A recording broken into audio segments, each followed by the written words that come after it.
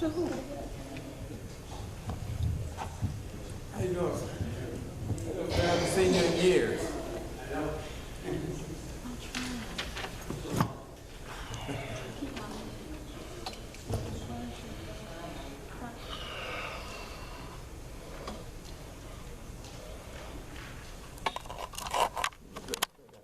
Hey, Steve.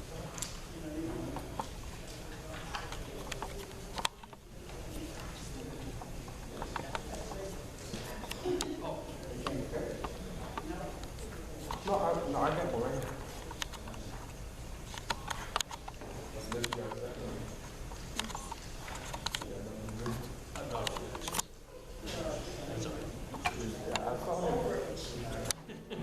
I don't have 2 minutes now.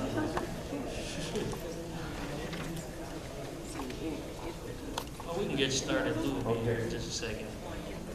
I'm Bob Vail with Bernice Securities. Phil McKenna with Kay McKenna and Lou Vitula will be here as well. Okay. Excuse us, we're trying to have a meeting. Just hold it.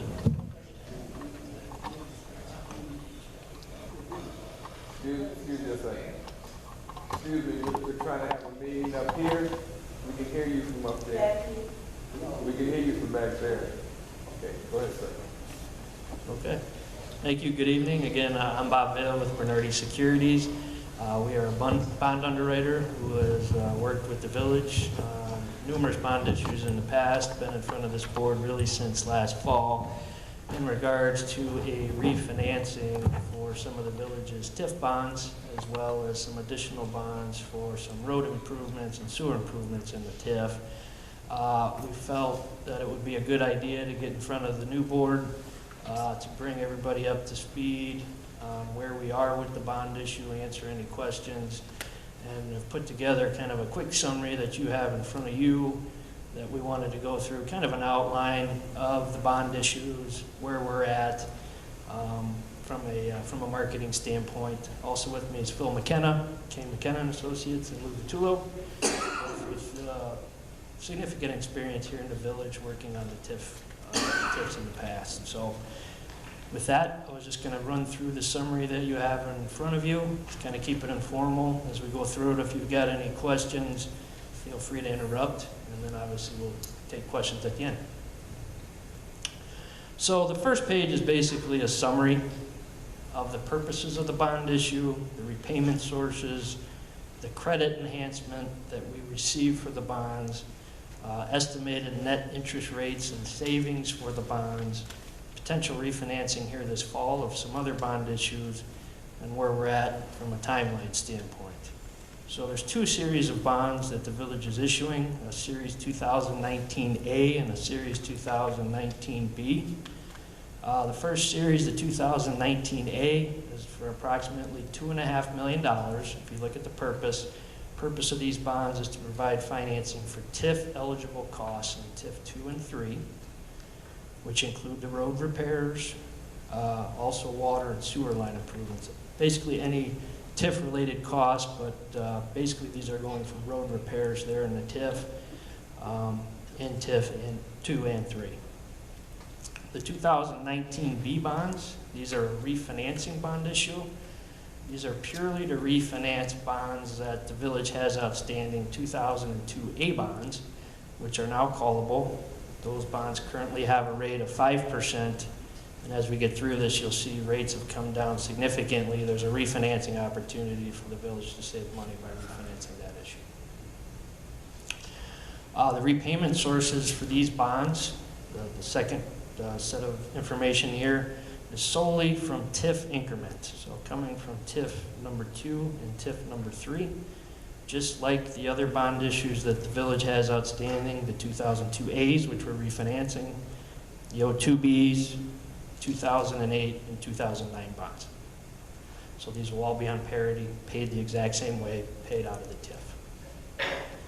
Credit enhancement, we qualified for Build America Mutual Insurance, which was a long process, but we got Build America very comfortable with the TIF and the village in regards to credit enhancing the bond issue, It's going to significantly lower the interest rate of these bonds.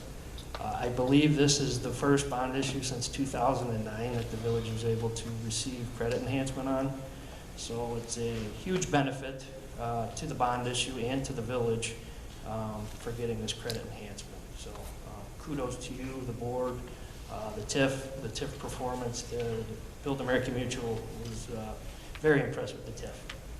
The TIF revenues, the strength of the TIF really allowed us to get the bond insurance. Lastly, or towards the bottom here, estimated net interest rate and savings. Currently, interest rates are near all-time lows. The 2019 A bonds, which have a 2030 maturity, we're setting this up so basically when the TIF expires, that last tax collection from the TIF is paying the last payment on these bonds. That rate today would be about 3.15%. The 2019 Bs have a shorter maturity. Those go out to 2022. By refinancing that today, it's shorter. That rate would be about 2.75%.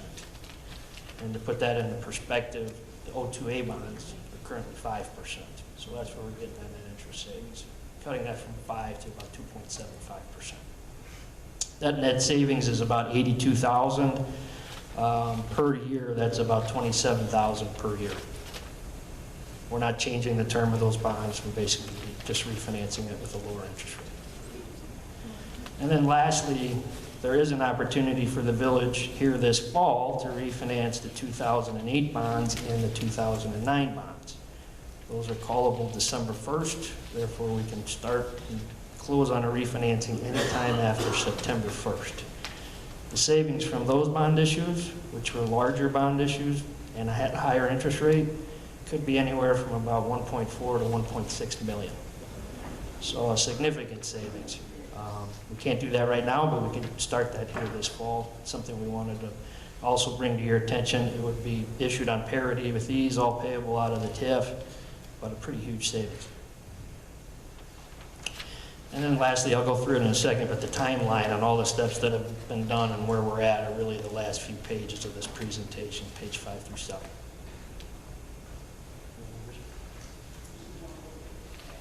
I was going to continue to go through, but I didn't know if you had anything to add. Okay. Page 2, here's a graph where interest rates are today. Going back to last summer, really when we first started looking at the refinancing and the other bond issue, compared to where we are today, this is the bond buyer index, basically the S&P 500 for municipal bond rates. You'll see last year we were about 3.4% on a nationwide index. On an 11-year bond issue, which would be a couple of years longer than the issue we're contemplating. Right now, we're about 3.06%. So just to put that in perspective, interest rates have come down about 40 basis points since last summer. And they actually spiked up here in December. We've actually come down about 60 basis points since December. So definitely a good time to be issuing any debt for the TIF, and refinancing obviously makes sense. The numbers on the refinancing, just so you can see it laid out, is on page 3. So there's 2 boxes here. The first box is the current amortization, current debt payments for the 2002 A bonds. The principal, interest, total payment, you see the net rate of 5%. Box on the right, if we could lock in the rate today, 2.75% would be the rate. You'll see that net savings of about $28,000 per year. We're not extending the term, keeping everything the same, just that lower rates generating that additional savings.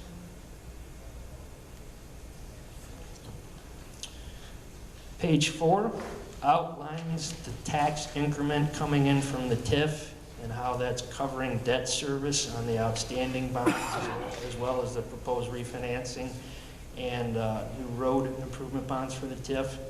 That's shown on page 4. You'll see I've broken out the 4 issues that are outstanding currently, the 02As, 02Bs, 08s, and 09s. Then the debt service for the projected 2019 As for the road projects, the refinancing. You get a total debt service in the middle, it's shaded in gray. TIF revenue, We're not projecting any, there's going to be growth in the TIF, but we're not projecting any growth in these numbers. We're basing it on last year's revenues. So just based on last year's revenues, not taking into account any additional growth, you have anywhere from basically 135% up to almost 300% in coverage. Therefore, the money coming in from the TIF, the revenue coming in from the TIF, is that much more than the debt service.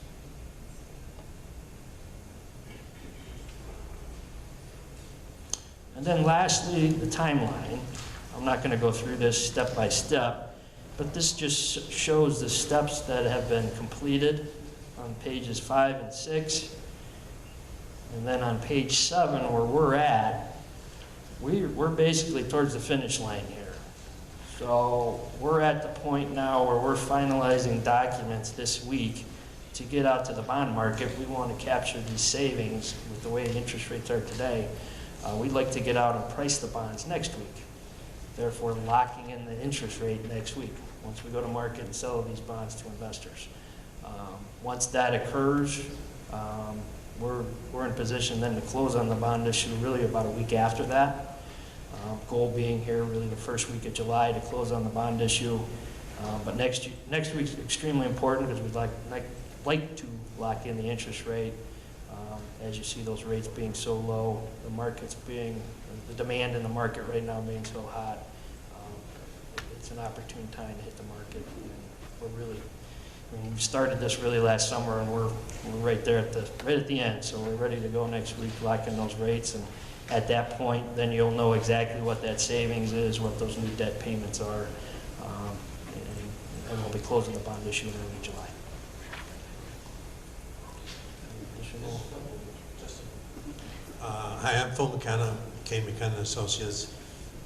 It's a pleasure to be back out here. I've been out here for a while, but Lou and I were driving down together on the Tri-State. We recommend a lot of improvements for the Tri-State, I think. But we were reflecting that collectively our three firms have probably had 80 years or more of good service to, and we're pleased to service the Village of Sauk Village. Both Lou and I were around when the TIFs were formed, so we know the history of the TIF district, some of the difficulties initially with it. So the package that's before you tonight shows significant improvement in the economy, obviously, but in what you've been able to do with respect to the TIF district. Our role in this issue is as municipal advisor, which means that our full dedication is to the Village of Sauk Village. So we've reviewed carefully everything that Bernardi Securities have done, and I think Bob has done an excellent job, not only describing it, but in putting together the package that successfully got the insurance. I would just emphasize that there's a double benefit in terms of this refunding. One is that you got lower interest rates, so it's just like refinancing a home mortgage. Second is you got insurance on top of it, so it'd be like getting FHA or something, insurance on top of it. So you've got a double whammy, good double positive whammy in terms of that interest rate coming down, and we think it'll be the same in looking at the refunding in the fall. So our role is to continue to look at all these numbers. We also, this one sheet with respect to the coverage ratios, we provided that through what's termed a feasibility report, which is looking at the revenue that's coming in, just doing a slight adjustment for inflation, not assuming any new development, and putting that together.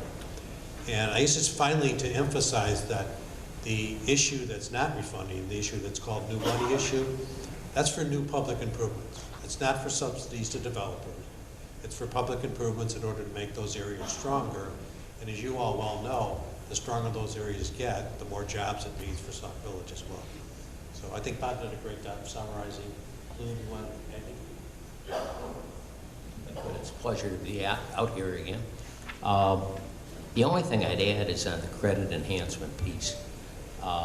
What Bob and Phil have accomplished with the Build America Mutual Insurance and getting the rating puts you back on track to end up with an underlying rating for the municipality, we hope. That's the common goal we're working for. And it'd be great to see you in the wonderful shape you were in past days. Thanks. I just wanted to say, and you were been around since the last time we were rated. Right. And that was what, 2000, 8, yeah. So it's a pleasure that we're able to kind of get back to that point. Right now, it's a step in the right direction to have them actually be insured. That's a big thing because now they're not afraid to buy the bonds. So that'll help us when we put them out there on the market. But I just wanted to say I haven't seen you two guys together. It brings back a lot of memories since 2008. So, I mean, I'm glad that you came out and it shows that I didn't think that, and I'm glad that you're involved in this. And it shows the dedication and it also shows the movement that we've got in many years. Because I haven't seen. These are the heavy hitters. These are the guys that came out back in the day. And I think, Lou, correct me if I'm wrong, aren't you the one that actually started the TIF 3? Okay.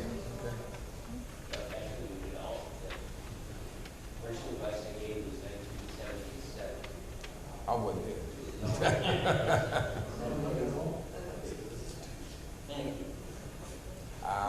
Is that it? Does any trustees have any questions?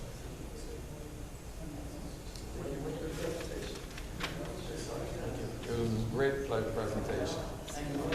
We look forward to moving, and then we're looking forward in the fall to doing the 2008 and 2009. That's where the big savings is, and that's the $1.5 million or so right now. Okay. Thank you so very much. Absolutely. Yep, absolutely. Thank you.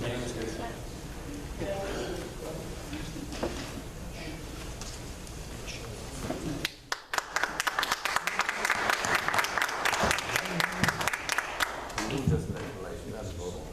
There's nothing to vote.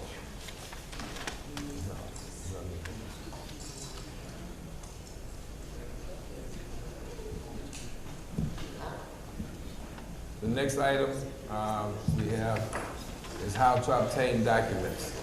Trustee Bernice. Mr. Brewer, I was just wondering how to go about obtaining documents that I submitted an email a few weeks ago for several documents, and nobody responded to the email. I never received any of the documents. So what procedure do you have in place to gaining information? What type of documents are we talking about? I was looking for the contract and scope of work for the inspection agency with their credentials, a copy of the ordinance in regards to in-house permits, copy of Safe Build's contract, and a current vacant list, and a copy of Adrian Pub's inspection. Who? That Adrian's Pub. Oh, Adrian's Pub, okay. Listen. I saw something did Joe at the time give you an explanation of a lot of those things? No, I didn't hear from, Oh. that's why I'm asking. Okay. I didn't hear from nobody. Nobody responded. I just, Carvin Jew had him. Okay, I thought maybe you got a copy of that. No, I didn't get You anything. can get one soon. That's why I was just asking. We can get through. I got a copy on my desk answering those questions. I thought you got a copy. Oh, no, that's fine. Thank you. Oh, my fault then. I thought you had a copy. Okay. Is there any kind of procedure in place that No, you... I mean, the way you asked for it was right. I thought he answered that. I really did because I got a copy of it. I thought it was a copy that I got. I didn't know that was the original. Okay, all right, no Now, problem. yeah, because it's about this thick, Okay, about everything that you asked for. So I guess he called it. I thought it was a copy. okay. That you got a copy, but now you're saying you didn't, so that must have been the original, but I'll make sure you get a copy. Okay, thank you, Mayor. Sure. Mayor, Yes. I also requested some documents regarding to collective bargaining to get brought up to speed in the collective bargaining, and that was on May 21st. And I was told that we would be brought up to speed in executive session very soon. I'm concerned. I requested on May 21st that the board receive an update on all collective bargaining, and I asked for documents, current contracts, and I was told that we would be brought up to speed in executive session at some point, and we still have not been brought up to Okay, speed. I think we talked about executive session for next week. Next week? Yes. Thank you. Okay, next item is update on forensic audit. Trustee Brewer. Mr. Mayor, the request for the bids have been extended to July The request for bids have been extended to July. Receive the bids, we'll, give them to you, and we can do whatever we need to do with them.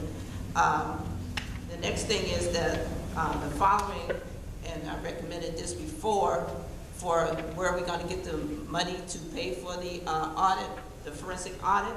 And again, I want to put it out there that we have requested, and I sent an email to all the department heads and also to you to let you know that I'm requesting like $25,000 from the fire, $25,000 from the police, $25,000 from administrative, and water and sewers is $50,000, and also $25,000 from the reserve. Funds shall not exceed, well, we put the bid out, should not exceed $150,000, and the source of the can be approved by the board of trustees at alternate sources, like lines of credit. We have a line of credit now. We can also,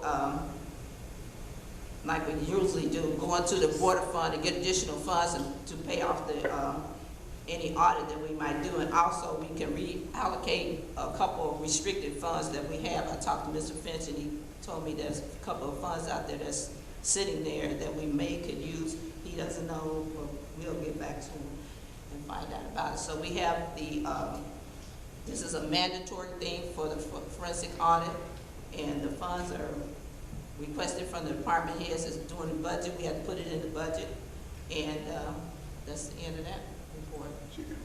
Okay, you said that it's mandatory. Where is that at as mandatory? The forensic was approved. The forensic Audit was approved. The RFQ was approved. RFQ? Was approved. RFQ is not the audit. That's a request for questioning. That's just, you're just questioning. You have to, okay, first of all, you said that you were going to pull the money from each one of the departments, that you're asking them to do that. Okay, so I'm sure, I don't know if they got back with you on that. That's something that is up to them. Are they willing to take X amount of money out of their department to go towards this? That's a question you have to ask what the department is. As far as reserve money is put in there, as I stated before, for emergency purposes only. So I still haven't found out from you what the scope of forensic audit that you want. In other words, what is it that you're looking for? Because you have to have a title, you have to have a reason, and you have to have a scope of what you're actually looking for before you take this, or before you even go out for an RFQ. How can you go for RFQ if you don't know what it's for them to look for, or to give you a price on what they're looking for? Mr. Mayor, So, I gave you a do you want me to copy. finish? Oh, I'm sorry. So with all those things involved, it's kind of hard. You have to, like I said, I'm trying to figure out, RFQ is point one. You know, but you have to have a reason. I'm not a reason. You have to have a scope. You have to know what it is you're looking for before anyone can give you any itemization or any type of how much it's going to cost. They can't tell you how much it's going to cost unless they know what they're looking for and how long it's going to take. And the last thing, you cannot, on a forensic audit, and I'll repeat this again, you cannot limit how much you're going to spend, because if they get into it and it costs more, that's the kind of contract that you're going to sign. They're not going to sign a contract saying, we're only going to spend $150,000. That's not going to happen, because they don't know what they're getting into until they actually get into it. But if you feel that you can get the board, I'm sorry, not the board, but if you can get the department heads to give up X amount of money for that, but I know it won't come from the line of credit. The line of credit that we're getting is for bridging the gap between the time that we get our money from the state property taxes. It's not for something like that. I'm just trying to make sure that we don't keep borrowing from other ways. That's what we get in the line of credit. Before we had a TALS. That was a tax anticipation. Now we're getting a line of credit, which is a little different. So, and that's not going to be used for a forensic audit. So I'm just saying, step one is try to get the money. If you can get the money from the department heads, then we're going to step two.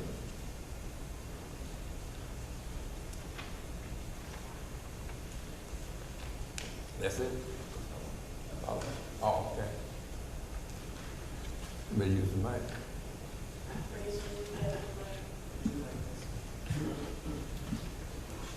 So question, for the forensic audit, so are we still just reviewing the last 2 years? Is that in the RFP, just the last 2 years only? Yes.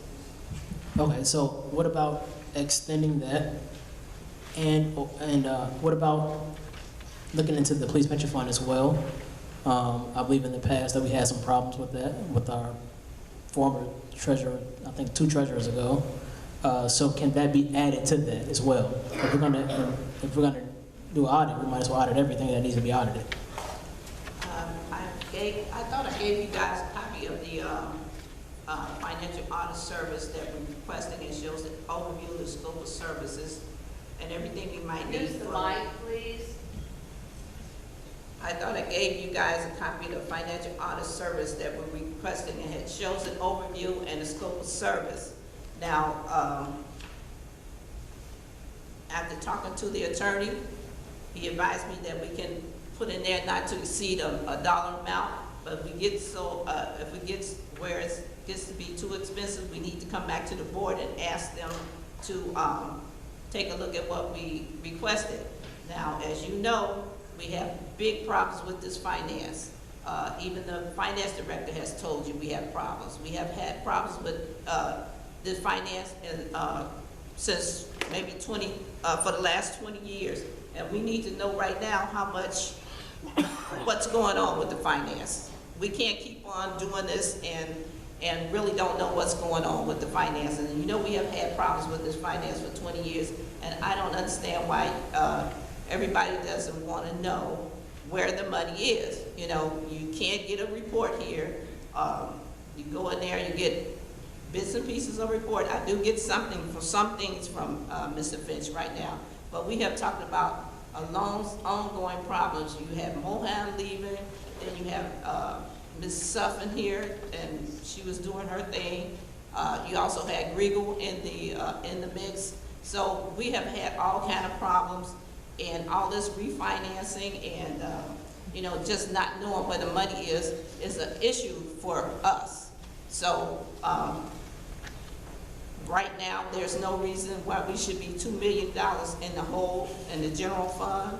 I mean, all that stuff could be explained if we had a forensic audit. There's money being moved around and trustees are not aware of what's going on. So it's been approved by the board. It's the only thing we say. It's a matter of just getting the money and paying for it. So and we're gonna go into the budget and see what we can get. So I just want to ask the other trustees, do you feel that we need to extend it beyond just these past 2 years? Because this is not a 2-year problem. This is a problem that's been going on for quite some time. If we're going to do it, we might as well do it the right way and go out and spend the money to do it the correct way, not just 2 years. Also, and Trustee Brewer just mentioned about the, Treasurer Kringle, we need to investigate the police pension fund as well if we're going to do just if we want to have a forensic audit. I don't think that should be excluded from this. I think everything should be on the table if that's what we decide to do. You said the pension fund? The police pension fund, Police pension fund? that should be included as well. And I think that the way we should go about this is we should go out with a scope of work saying, hello, firm, this is what we want, A, B, and C. Let them give us a cost of how much that will, let them give us an estimate. And then you come back to the board and say, hey, board, I need $300,000. I need whatever the case may be. Because right now we're telling them, do an investigation, I want to spend $100,000, that's it. But that's not fair because, they don't know what they're getting themselves into either as well. So, and then I think that we should get more than one recommendation as well, maybe 2 or 3, that way that we can get our best bang for our buck. So if you can come back to the board with and just my opinion, I think we need a longer time frame. I would say 5 to 10 years. I know it's more expensive, but again, if we're going to do it right. Then also add the police pension fund as well. That's just my opinion. But I think that the board should have some input as well, and I'd like to hear their opinions on what they think about the length of time and adding in the police pension fund. Well, the Trustee Grant, Use the mic. The RFQ has been sent out, and I do believe we agreed on the 2-year span. Now, if you want additional, you can amend it, but it's just going to cost us more money to do that. But we had to start somewhere. as you know, this issue has been going on for some time, and we need to start somewhere. No, I agree. Get some, get somewhere. So, lost my train of thought. Yes, I agree that police pension fund should be added, but that's up to the trustees if they want to add it on. But at that time, I don't believe the police pension fund was included, but we can go back and like I said, I got the advice from the attorney. He said, go out there and tell them that you need an overall forensic audit for the Village of Sauk Village finances, and they can start from there. They generally know when they come out, a county firm comes out, they generally know what they're going to look for in municipalities, you know, what funds they're going to look at. They know, we are aware if they have 18 funds, they know what they have, the scope of work they need to do. And if we want to look for something extra, they can. So that's if we could afford it, the extra. So the RFQ is just, to me, what you requested is just a stalling tactic. We need to get this on the run, you know, because we have been doing this for I don't know how long, and people can't tell you where the money is in this village. Trustee Brewer. So we need to, that's my opinion, so we need to start working on this. We really don't know what's going on with finance. You know, you can't get a report, okay? It's ridiculous. You don't even know what's in the balance of most accounts here. The TIF funds, you can't get a report for that. So, you know, and then there's the question of the money was taken from the water fund. I mean, how can you explain that? You know, there's money been moving all the way around, and it's not trustees moving the money. We need to know where our tax dollars are going. Trustee Brewer, I think that we need to come up with a defined scope and tell these the auditing firm, this is what we're looking for. Because to me, when you just go to them and says, go investigate, who knows how long that can take? They don't know what they're looking for because we haven't told them what to look for. Yeah? So we need to be detailed on what we tell them, and then come back and say, board, this is how much we need. And as far as a stall tactic, to me, I can say you're trying to rush this through, because if we're going to do this, we should do it the right way. In just my opinion, we need to do more than 2 years. Let's go back as far as we can go, if we're going to do this the right way. Well, if we're going to do it the right way, I'm taking my directions from the attorney. We have been looking at this issue for the last, at least since I've been here, the last 2 years. We have a problem with our finance, and we need to find out what's going on with it. You know, to go back 5 or 10 years, yes, we could do that later on, but right now we need to find out what we're in the hole for right now. We need to find out where the money is and what we've been doing with it for the last 2 years. And that we could do, that we can afford. And Trustee Brewer, and then also, so every year we get an audit. Yeah. And that audit tells us exactly our revenues, our expenditures, what we spend money on. Mm-hmm. So that should give us a good indication on where the money is, if that's what you're looking for. So I think we should start there. If you're concerned about where the money is, start with the audit that we just got a month or so ago. However, we will have another audit for this last fiscal year in the next few months or so that will be starting. But I just don't think that we need to rush this through. If this is something that you guys are passionate, that the board is passionate about, if we're going to do it, just do it the right way. Well, I don't think we're rushing anything too. We've been sitting over here for 2 years asking where the money is. Somebody should have some answers and some reports or something, and we're not getting it. You know, we have been asking for information about finance for the last 2 years. You know we haven't been getting this information. And it stems from what's been happening before. But I think if we get some professionals in here to actually look at where the money is and what we've been doing with it for the last 2 years, maybe we could come up with some answers and where we need to cut back, add on, or whatever. There's no reason to keep this any longer. Okay. Did you have a chance to read the audit that we received a month ago? I received, yes, I looked at it. So did you kind of understand that where the money is that we spent, or the money is that we got that we came in? Trustee Grant, this particular audit that the trustees have approved requested a more in-depth look at what's been going on with funds for the last 2 years. Audit only gives you a general overview of what's been going on. That we need to start looking at receipts. We need to look at who's been moving money where. We need to know where's the money that has been moved, how it's been spent. Those are the things that the forensic audit is going to look. He's going to look every receipt and everything that we have here in the village. And as you know, there's a lot of receipts we don't have. So there's a lot of money that's been moved around here. Trustees don't know what's going on. So, you know, I'm erring on the side of caution and not naming any names, but this has been a problem for the last 2 years. We can't get that information. It has been going on for the last 20 years. Why not take the time? It's not going to change anymore. It's not going to change. We need the information. Residents want the information. So why can't we do it? Okay. I mean, why are you objecting to us doing it? You know. I never said I objected to you guys doing it, I mean, to the board doing it. All I objected to was the length of time. I just want to hear the other trustees' response on how much time do you think is necessary for this forensic audit. I think we should go back further, and I think we should include the police pension fund. I agree. But and how much further does the board think we should go back, though? That's the thing. I know it's costly, but again, because I mean, Trustee Brewer, she mentioned that we get do this now and then we do one later. I don't want to do another one later. If we're going to do it, just get it, knock it out. That's just my opinion. Well, I know my opinion from the very beginning was to peel back the onion, because how much money can we afford to invest at the beginning? If you're saying that we can come up with money to go back 3 and 4 years, I'm all for that, because this problem did not just start. So now you're going, we're fighting 2 years, and now we're talking 3, and now we're saying let's go 4. When it all boils down to it, how much money do we have available? So it comes down to financing. So, and I know the mayor, when I spoke with him earlier today, even he said, this goes back further than 2 years. We all agree it goes back further than 2 years. The question is, how far are we prepared to go back right now? And are we not going to do anything because we can't go back as far as we want? Or are we going to start and take a couple of years at a time?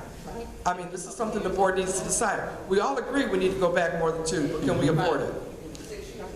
Okay, my thing is, as I stated in the beginning, where are you gonna get the money from?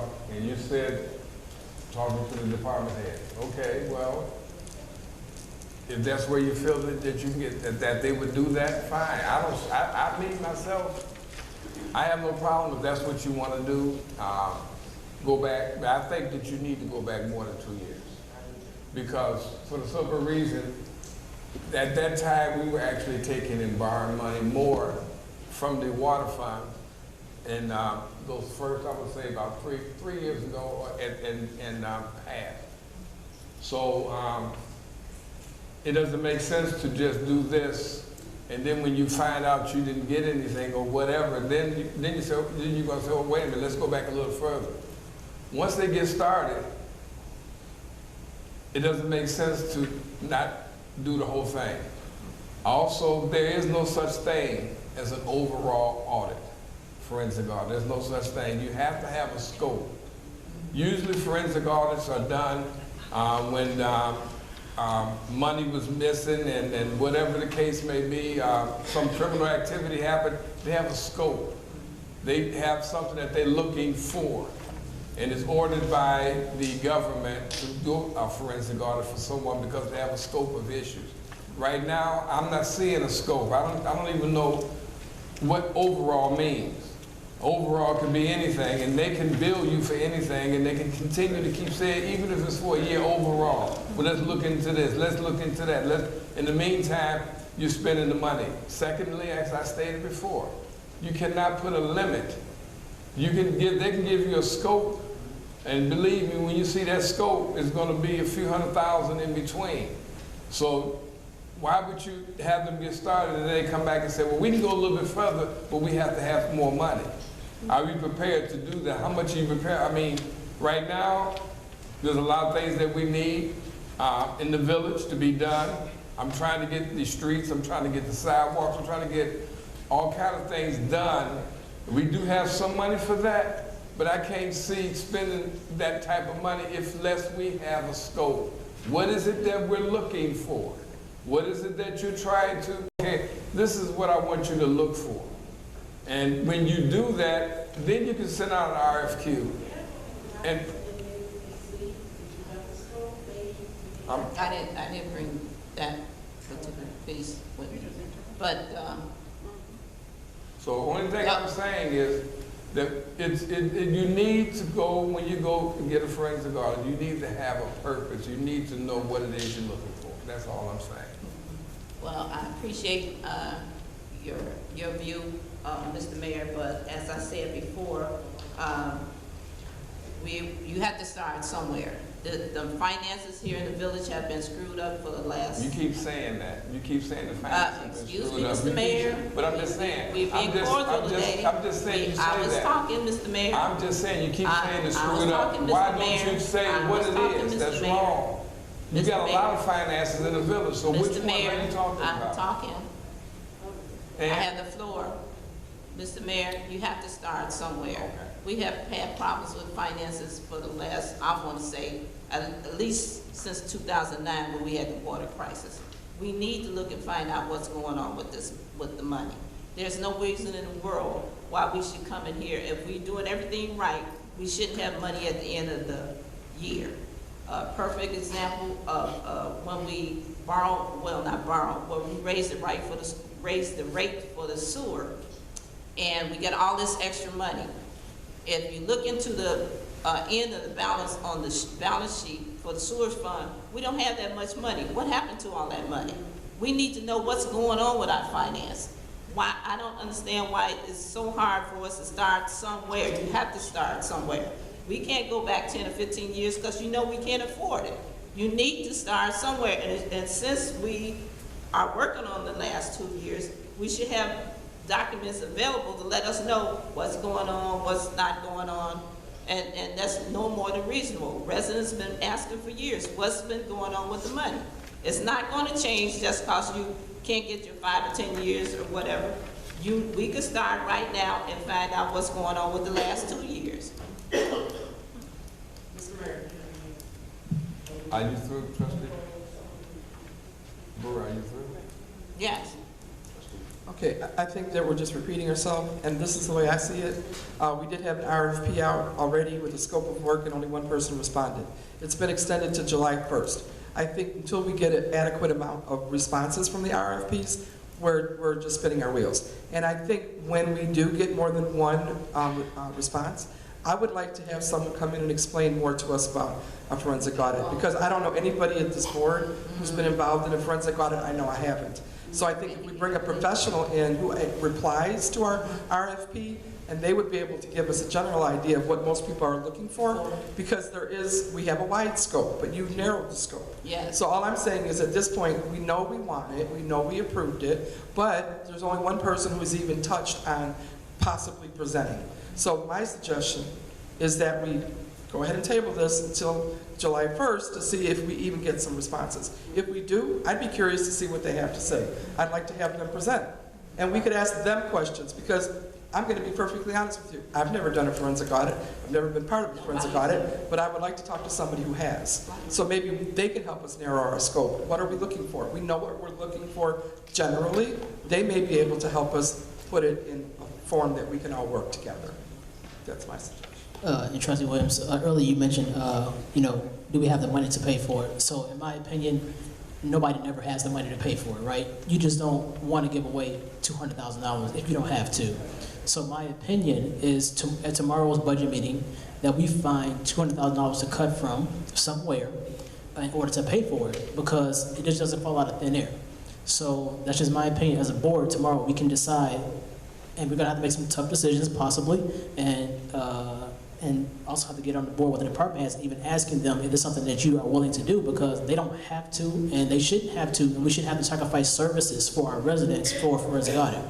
So I think that we should tomorrow possibly just pick a number, let's say $200,000, see what we can cut, and then, as Trustee Williams said before, we table this until July 1st, we get some more responses, and then we come back and revisit, and we can have another discussion about it.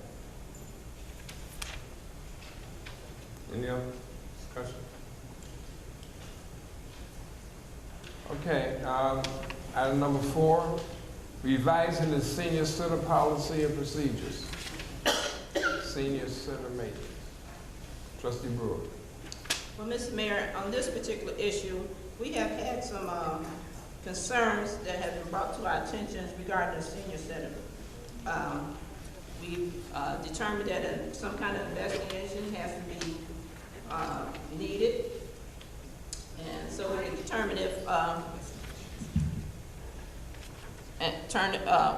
determine if these allegations are valid. We also would like to revise. Back up. What could you kind of explain what you're talking about? What allegation? I'm not going to. But you brought it up.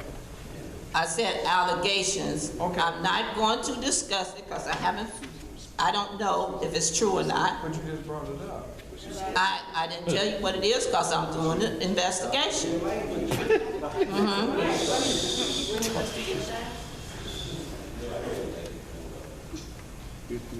So we like to discuss these allegations so we can get some facts in, make some recommendations, and then come back to the board and let you see what we discovered. Who's we? Well, first of all, whoever you assigned to do the investigation.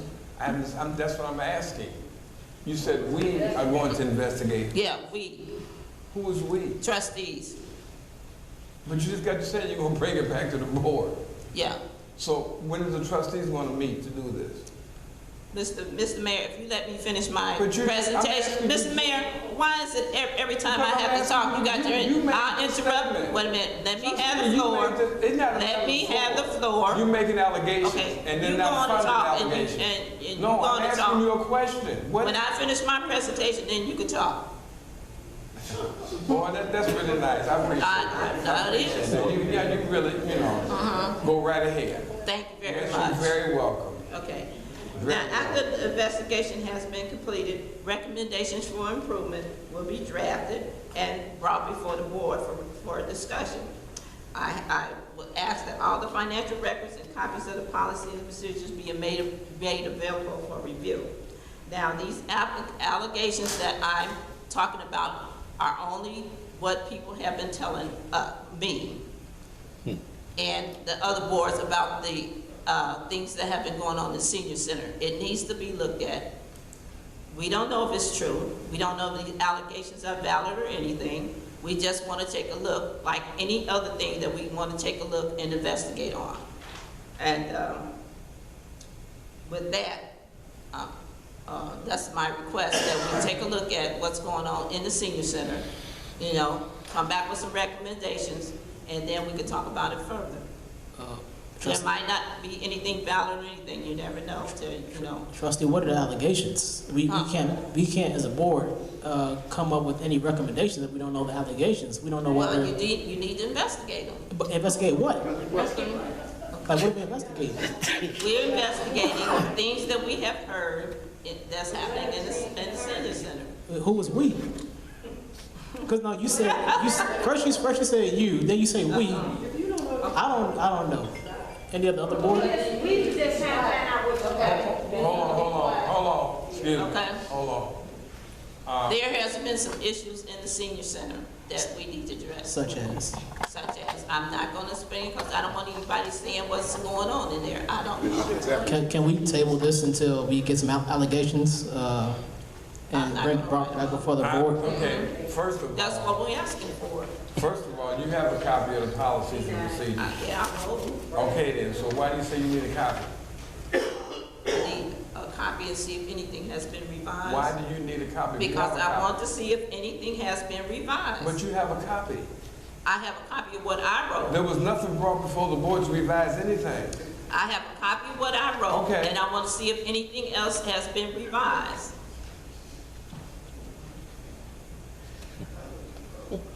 I said there has been nothing brought before the board to revise anything. So the copy that you have is the copy that they go by, I'd like to that see you it. helped put together. That you helped put together, the policy and procedures you helped. Didn't you help put that together? Yes, So then why would, there's nothing been changed? I don't know that.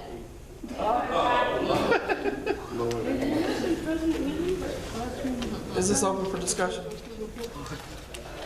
Mr. Mayor, I brought an issue, me personally, this is not related to any other issue, but issue that I brought to you and to the senior committee chair is the bluegrass on Sunday night. I requested that they are allowed to come back every Sunday night as they were prior to this administration.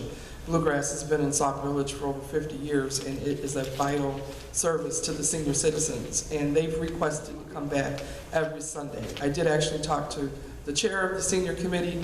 He tells me that the senior center is hardly ever rented on Sunday afternoon, occasionally on a Sunday morning, but he didn't see it would be a problem, and I did speak to you, Mr. Mayor. So now that we have the senior center on the agenda, I would like to make that public, that they have requested to come back every Sunday, and I think that we should accommodate them, and that's my opinion. And if it needs to be voted on by the board, I think the sooner the better.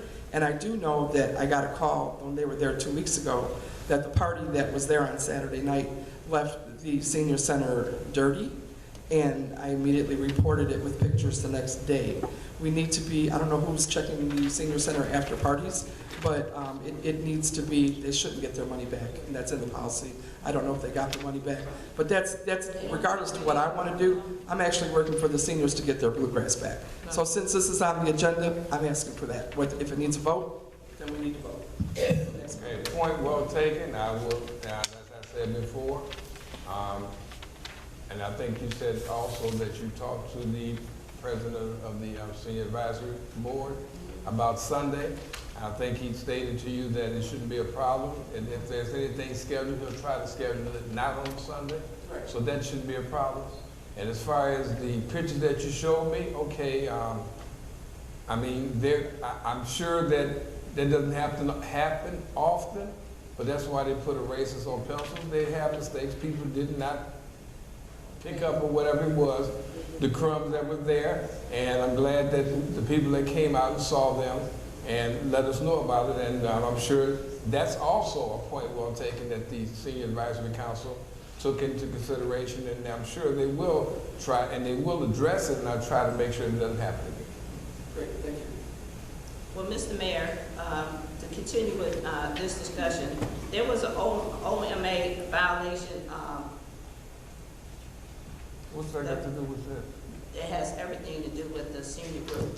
And this particular OMA violation was issued by the PAC regarding the use of the senior center when they had a meeting. The PAC agreed that the violation, there was an OMA violation, and in fact, the chairperson even agreed that the OMA violation occurred. So those are the kind of things that also we need to look at the policy. Was that OMA violation, was it rectified? I don't know if it was rectified. That's one reason why I wanted to. I'm asking you. I don't know. Oh. Okay, they also need to relook at those policies, political things that's going on during the senior center time, and those are sort of the two things that I'm referring to. Okay, the OMA violation, as you call it, the PAC did address it, and the Senior Advisory Council did have another meeting to rectify that. That I do know because I actually got a communication on that, and that was taken care of. Now, as far as political things going on in there, I'm not aware of, but if you are, please let me know what they are, and let me know what date and time it was so I can find out about that. I'm not here on Sunday or any other day that I go in there when they have things like today. They had a health fair. I went in there for that. Excuse me, but as far as if you see something, please don't bring it now and say, I don't want to talk about it, but that happened. I don't know what to do with that. I mean, if you know something happened, say what happened, and I can look and find out. But to say I don't know, I can't tell you what it is, but it did happen. But I want this and that done. I want to do an investigation.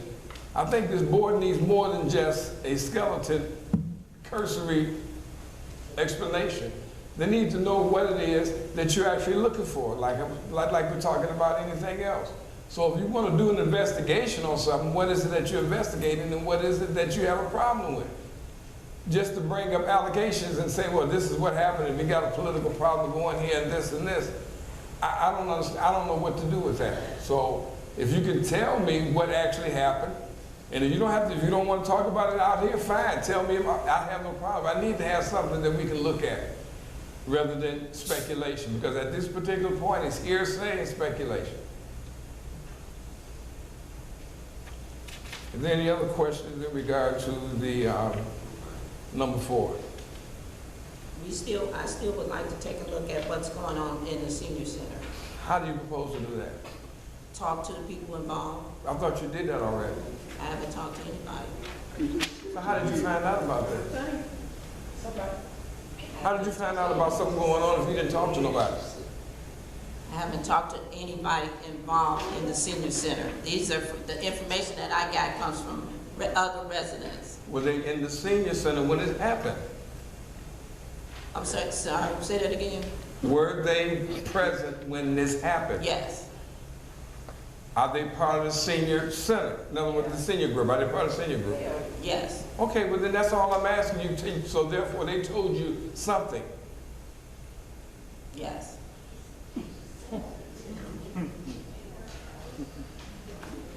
Until you can let me know what it is. Well, I don't see. I just told you what No, it you is. just told me. You told me after I asked Mr. you. Mayor? If you can tell me Okay. what you're trying to look for, I have no problem with investigation. Okay. But right now, to have an investigation and we don't know what you're investigating, no.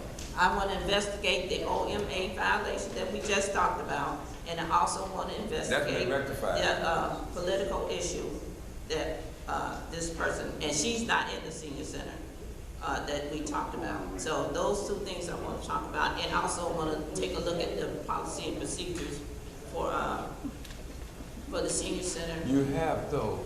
Mr. Mayor? You always say the same thing. Okay, so what do you want me to do? Stop it. What do you want me to do? I mean, if she has those items, why are we going back and forth? I have no idea. Okay, so. Okay, I just want to take a look at this stuff. She has a copy. No, okay. Is this your copy? I have what I have. I don't know if it's been revised or not. There's a lot of changes that's been going on with the senior center since I left. That's what I'm looking for. I suggest that you, and this is going to be a suggestion from me, that you, the senior advisory council president, and myself have a meeting. When are you available to have that meeting? Just let me know. I know, you tell me when you're available. I'm asking you. Tomorrow morning, that's fine. Tomorrow morning at what time? 9, 10, whatever. I can't do my schedule. 10. I'll find out from the president tomorrow at 10 o'clock. Okay. In my office at 10 o'clock tomorrow morning. Thank you. Next one, item number 5. Job description for village administrator. I guess I'll take the lead on that one.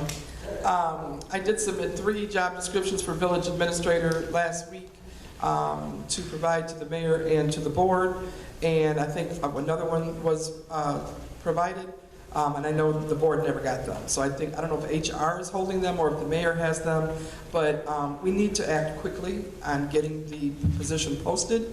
We need to start looking for a village administrator, and we should be trying to look for maybe an interim. If we're going to take this much time just to post a position, I can only imagine how long it's going to take for someone to actually respond to it and interview for the position. The board did approve a village administrator. The mayor vetoed it, we overrode it, and I would like to see it move forward. I also asked that the finance director position and the other open positions be placed on the agenda, but the only one that got on the agenda is the village administrator. We're looking for a finance director. We're talking about doing a forensic audit, we're talking about doing an audit, and we haven't had bank statements done since July of last year. We need to get that interim finance person in here as soon as possible.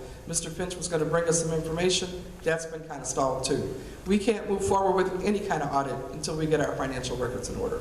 So I think we're looking for a Parks and Recreation director.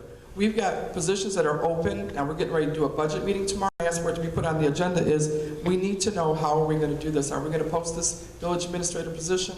Are we going to talk about it as a board? Is the mayor going to pick 1 out of 4, take a little bit from A, B, C, and D? I just want to post it as soon as possible so we can start looking for a village administrator. Okay, as I spoke to you several times, trustees, at this particular point in time, we don't need a village administrator. And I explained to you why we don't need a village administrator at this particular point in time. So posting for it or whatever, I don't see the need at this particular time for a village administrator. Yes, we do need a finance director. Yes, we definitely do. We need other, part-time Parks and Recs director. Yes, we do. But at this time, I don't see the need for a village administrator. And that's where I stood at, and I explained that to you a few times. So. Well, I understand you said you don't see the need, but the board has approved. They approved to move forward. They not approved the appointment. The appointment comes from me. If you look at the ordinance, they approved the description, yes. If you look at the ordinance, Mr. Mayor, it said that the board was going to take the reign on getting a village administrator in the village. You need to look at that, We disagree with you, Mr. Mayor, that a village administrator is not necessary. But we would like to see a village administrator position posted as soon as. Well, you're interrupting me, but I'm still going to be able to say, the board wants a village administrator posting as soon as possible. We will continue as a board to look for an interim village administrator. We do believe a village administrator is necessary for more than one reason, and that's why we put the ordinance through, and that's why we, as a board, not just one individual, whether it's the mayor or one trustee, not just one individual, but the majority of the board agreed that we would like a village administrator. So we would like to see this move forward. If you read your state statutes, if you read the code for the village administrator is appointed by the mayor with the consent of the board. If you read the ordinance that was passed, that you did not veto, it said the board would be instrumental in looking for the village administrator as well. And it doesn't say that you don't have the power to appoint with the advice and consent of the board. That's what it says. But it does not say in the state statute, because you feel it's not necessary, that we shouldn't move forward. That's not in the state statute. We're not trying to take away your ability to look for a village manager. You're saying a village administrator. You're saying we don't need one, and we say we do. Okay. You're one person. The majority of the board says let's move forward. No, it doesn't. Ask your lawyers that you have, and they'll tell you exactly what it states. It is in there. I can show it to you, and I'm With sure the advice and consent of the board. No, the consent is with, the appointment is by the mayor with the consent of the board, yes. We want a village administrator. Okay. That was one of the first things we did on May 21st when we came in as a board. You made a ordinance to create that position. So, Mr. Mayor, what you're saying is you're not going to move forward with the village administrator position? I said we don't need one. We say you do. Okay. We say we do. So this is something that I guess we're gonna disagree about.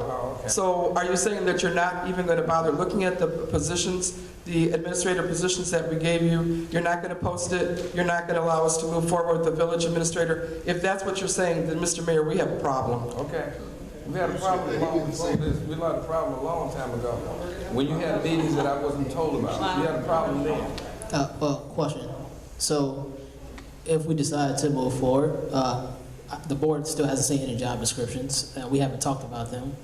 And then second, in regards to salary, we're not going to discuss it, but we need to figure out an amount to cut again, so that way we can include this in the budget. Because again, $100,000+ just doesn't fall from the air. So tomorrow, if we feel that's something we want to do, we need to find an amount to cut in order to pay for this position as well.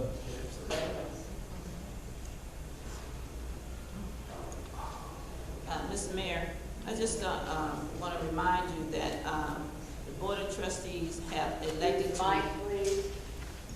The Board of Trustees have elected to get a village administrator. We have also elected to get an RFQ in order to do a forensic audit.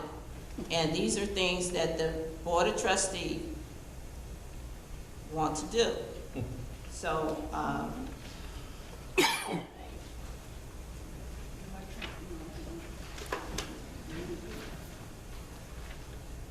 Any more, on item number 5? So, Mr. Mayor, I just want you to take note that the Board of Trustees have asked for certain things, and we had votes What votes? to get a village administrator and to do the RFQ. I'm glad you Okay. feel that way. All right. Thank you. Anything else? No, that's, Okay. I'm Item good. number 6, an ordinance amending section 18-29 fee schedule for the village, Sauk Village Municipal Code. Trustee Todd. Thank you, Mr. Mayor and Board. Before you have an ordinance, it's for the fee schedule. It has to do with the gaming machines. And this year, because you'll see it's at $150. $150. Several months ago, it was brought to me that they wanted to raise it to $500 per machine this year and $1,000 next year. So I started doing some investigations as to that fee because I was told in the very beginning that the vendors that put the machines in, they pay that fee, not the business owner. Well, I started calling the different municipalities, and I called the gaming board. We can only charge $25 per machine. We are not a home-ruled municipality. Now, home rule can charge whatever they want. And then I found out that the vendors pay half of that fee and the business owners pay half that fee. So this needs to be back to $25. And after checking, like I said, with the gaming board, you do not want the state to come in and start looking at what we're charging. So that's why it's down to $25. So question, do we know if we've been collecting the $150 per machine for sure? Yes. Now, I talked to Mr. Finch. His recommendation is we give a refund for this year.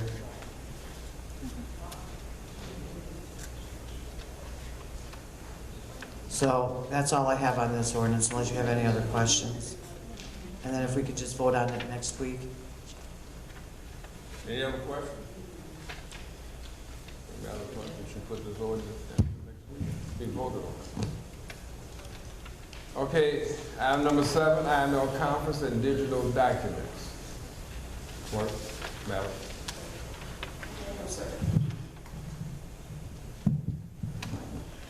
Thank you, Mr. Mayor. I'm going to start with the digital documents, and then I'll go to the IML conference, if that's okay with everyone. About a year ago, those who were trustees at that time heard me speak on digital documents. Now, I know that there are different programs, board docs, board books, and all of that, that assist municipalities and school districts with developing their meeting, having all of the handouts and everything right there online. I'm not asking for any money at all. What I'm asking, again, is for consideration that we look at me just sending you your agenda and handouts, which is something that I do from time to time when we don't have a very large packet. So it saves you from leaving your house, coming here on a Friday, Saturday, or Sunday to pick up your packet. The reason this is back in front of you is because, one, we have 3 new trustees, but then also a trustee brought it to my attention as well, asking why couldn't I just email everything. I do not have a problem with emailing you the entire package, but if you can remember when it was brought to you before, it was stated that, well, that's fine and good, but how am I going to print everything out? I like things printed. So what I have been doing, even when I send you documents electronically, I still make copies and put in your box. But If we decide to go strictly digital, I would not do both. We would have to decide if you wanted them emailed to you, or if you want me to make the copies and place them in your box. It's not anything that we have to decide on right now, but once again, I'm just planting the seed, and for you to give you consideration and you think, what is it that you would really want, okay? Once again, I promise you, if it's only one document and an agenda, I'm going to send that to you. I'm not going to make you come out here to your mailboxes just to get one item. But if it's 5, 6, 7 ordinances that are double-sided and all of that, then that's where we really have to look at and make a determination. How do you wish to receive your meeting materials? So as I said, think about it. Let's move on, unless there are any questions. Okay? Mr. Mayor, would you pass those around for me? What's coming around now is information on our annual IML conference. This is about the time that we usually book our registration as well as hotels. The reason why we try to get a jump on it is so that the hotel, the host hotel where IML is taking place, is not sold out. And then we would have to, move you down to another location. We do not have to make a decision today. I think that I ask that you return this to me by the end of next week. Give yourself some time to think about what it is that you want. Know that, though, Trustee Grant and I had a very brief conversation about a week or so ago, and the mayor and I had a conversation too. We're really trying to look at how do we get the best bang for our bucks, in that when trustees register, sign up to attend, and do not show, and do not reimburse the village for the cost.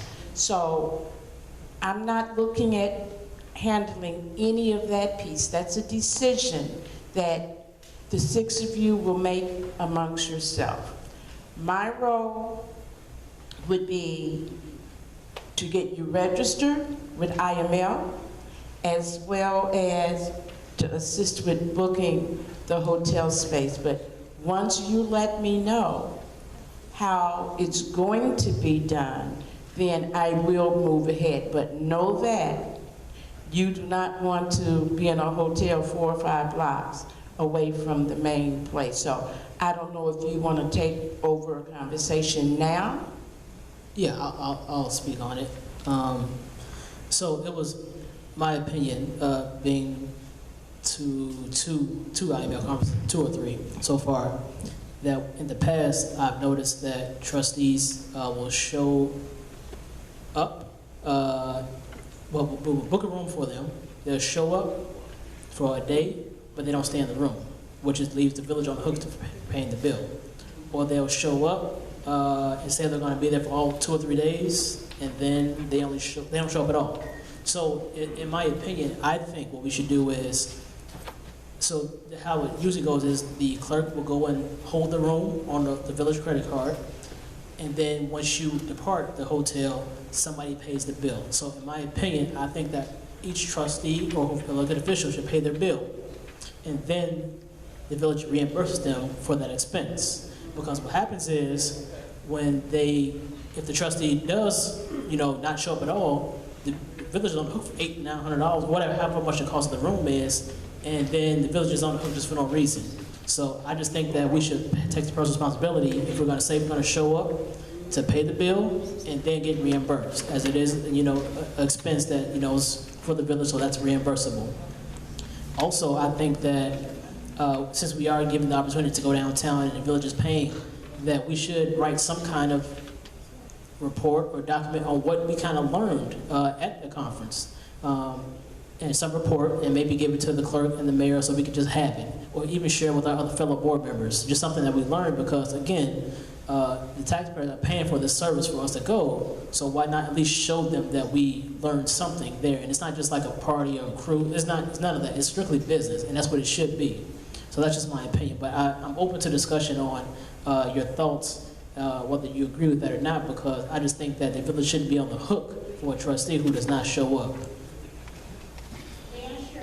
Sure.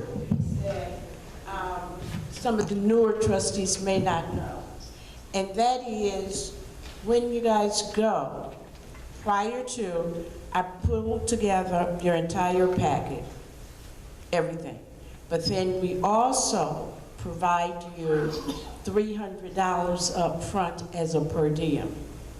So that's to cover any expenses that you have, whether it's parking, and depending on what time you get down there, you may use that entire amount just on parking because it is very expensive. But we do provide you $300. You're responsible for bringing back receipts that total that $300. This is how it was in the past when the village picked up the other expenses for you. If you did not use that entire $300, it is expected that you would return the difference. And by the time we get to that point, it's gonna all be laid out for you so you would know that. But I did want to share with you the $300.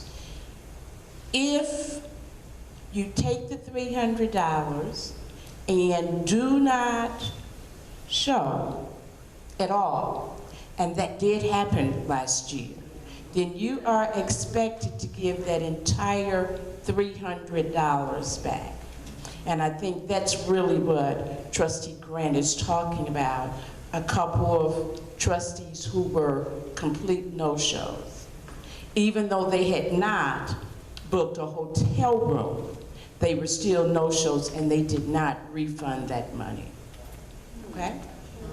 And then also, just to piggyback, so the village gives you $300, but if you go and spend $400, that's on you. You know, the village only gives you up to $300. It's not, oh, well, I'll give reimbursed for $400 or $500. So your $300 should include your, like she mentioned, the parking, any meals, because you're not going out and getting $100 steak dinners. That's not what it should be. You should eat reasonable. I'm not saying go to McDonald's on the dollar menu, but still, you should, keep that in mind that this $300 should last you those 3 days. And it includes parking as well, or any other expenses you might incur while you're down there. Mr. Mayor? I've attended the IML several times, and I agree with what everybody's saying. Some people take advantage of the situation. They don't attend the seminars. They don't come back with a report. I, on the other hand, I do attend the seminars. I do come back with a report. I do talk to the vendors. That's what we're there for. So I appreciate you both bringing that up. If that's not why you're going down there, then you shouldn't go down there. This is a very important thing for us to participate in. As far as paying for our rooms, if I'm not mistaken, having booked the rooms myself several times, you basically don't have a cancellation opportunity. You have to pre-book them, and if you cancel, it's a hefty fine. And I think anybody who doesn't follow through on their reservation should reimburse the village. The way it is now, with most Hiltons, you can't cancel the day before. What cannot be canceled, though, is without penalty, is the registration to IML. And that was another piece that I had people sign off on to say, I understand that if I cancel within, within the time, that I will be responsible for it. But we still did not get those funds back either. So really, it wasn't the hotel that was really at a loss. It's really the registration to IML. Right. So, so do you mind if we get a consensus on that new process, on the $300, the IML fee, and the actual hotel? Because I think it's important that we do act on this, because, nobody wants to, well, the village shouldn't have to lose out, plain and simple. So is everybody in agreement that that's how it should be done? I'm just proposing, everybody. You in agreement? Yes. Are we still doing registration? Well, so the $300 is the maximum per diem that we will receive. If you don't spend it, whatever you don't spend, you give back. That's option, that's $300. Yes, you must turn in your receipts. If you don't turn in your receipts, you will, but we have, how do we hold somebody accountable, honestly? I'm asking, are you, that's what I'm asking, are you, I would be in if that's the agreement. case, then if they don't pay, I then would are be- you agreeing to take it out of the check? I would say, why not? Okay, I don't have a problem. okay. Gary, are you? Oh, so, you what, good with sorry, that? sorry, wait, Trust- I'm Mr. Mayor, sir, about the hotel, so I think that each elected official, so the clerk will hold the room, and when you get there, the trustee or elected official will pay for their own room, and then bring their receipt back to the village to be reimbursed. That's option, that's the second thing. Okay, so wait a minute. The first thing is you just got to stating. It's the $300. You don't pay, if you don't go and we have to pay for you, then, and you don't pay us back, then we take it out of the check. Correct. Okay, now is that first agreement with the hotel part of it? Yeah, because if you book a room, Okay. unless it's like an emergency, I'm talking about an extreme emergency, a death in the family or something like that. I mean, there's no reason for you to not show up Okay. unless it's an absolute emergency. So 'Cause now you're asking them to reimburse the money that we have to pay, but not for the whole room, or? So if somebody signs up and let's say they book it for 3 nights, they only stay for 2, we still got charged for 3 nights. So therefore, that somebody should pay for that difference. So that should fall on that elected official. Now, granted, if there's an unforeseen circumstance, that's a different story. I mean, that could be talked about, but that's just my opinion. And the third thing was the IML conference. Yes. Okay, so are you saying you want the trustees, we hold the room, but the trustees have to actually pay and bring the receipt back and we'll pay them? And be reimbursed for the hotel. Because what happens if the trustee goes, and again, they only show up for 1 night, but we booked it for 3. That's not fair to the village because they on the hook for 2 nights that the trustee didn't But stay. are we gonna still find out if they're not there? I mean, we can find out if they weren't. I think you're right. I mean, they reimburse that. I have no problem with that, but I say that we can still pay for the room. Okay. When we get down there. The only problem we're having is I'm trying to find out a way that we can send a check. Well, see, that's the thing. That's the only reason why I said that is because in the past, the card was placed on hold to hold the room and not pay for the room. Correct. So if the village is going to pay for the room, then that's a different story. But I mean, the last 2 or 3 times I've went, it was just on hold. Because it didn't, and that's the problem. I'm trying to see if we can, Right. ahead of time, can they bill us? Okay. Yeah. And if that's the case, then now we're stuck no matter what with that room. And if they don't go, then they have to understand that they have to reimburse the village back. Right. Excuse me. Or, well, but they have to reimburse because once we commit to going and we get we get an invoice for X amount of money, we have to pay that. Correct. Because if not, then you're gonna go down there. And what happened before, you went down there and then you had to put so many rooms on the card and they may think you're using the card fraudulently. So what they do is they put a hole in your card. It has happened. So I would like to see if we can get an invoice, so if you guys can find out ahead of time, then we can make those reservations and try to get an invoice, or have somebody go down there and pay by check. Correct. By village check, if they want to invoice it. But once it's paid for, then it's paid for. Yeah, I'm in agreement. That's So then that I would like to see it better that way. that's fine. Yes. If you commit to going, and we have to go down there and give them a village check, I'd rather have that than to try to put all this on a credit card. Then those rooms are prepaid before you get there. Now, if something happens and you don't make it, then you have to be reimbursed. Well, I mean, that's like unforeseen circumstance. Yeah, within reason. I mean, if it's an emergency, then we have to deal with it on that basis. Exactly. On that basis. Okay, so. No, once you pay for those rooms, yes, sir. Once it's paid, you can't get that check back. I mean, that's it. That's why I said, if you're gonna go, go. If you're not, then don't. Because also the same thing with the registration. Once you pay for that, because we get invoice for that. Right. Once you pay for that, that's it. There's no say, well, he didn't come and you can have his, no. You might as well get his credentials because they're gonna be already ready. Correct. Trustee, I'm sorry, Village Clerk, ma'am, last year we had just paid for registration because I didn't go to the hotel. Remember, I just paid for the classes.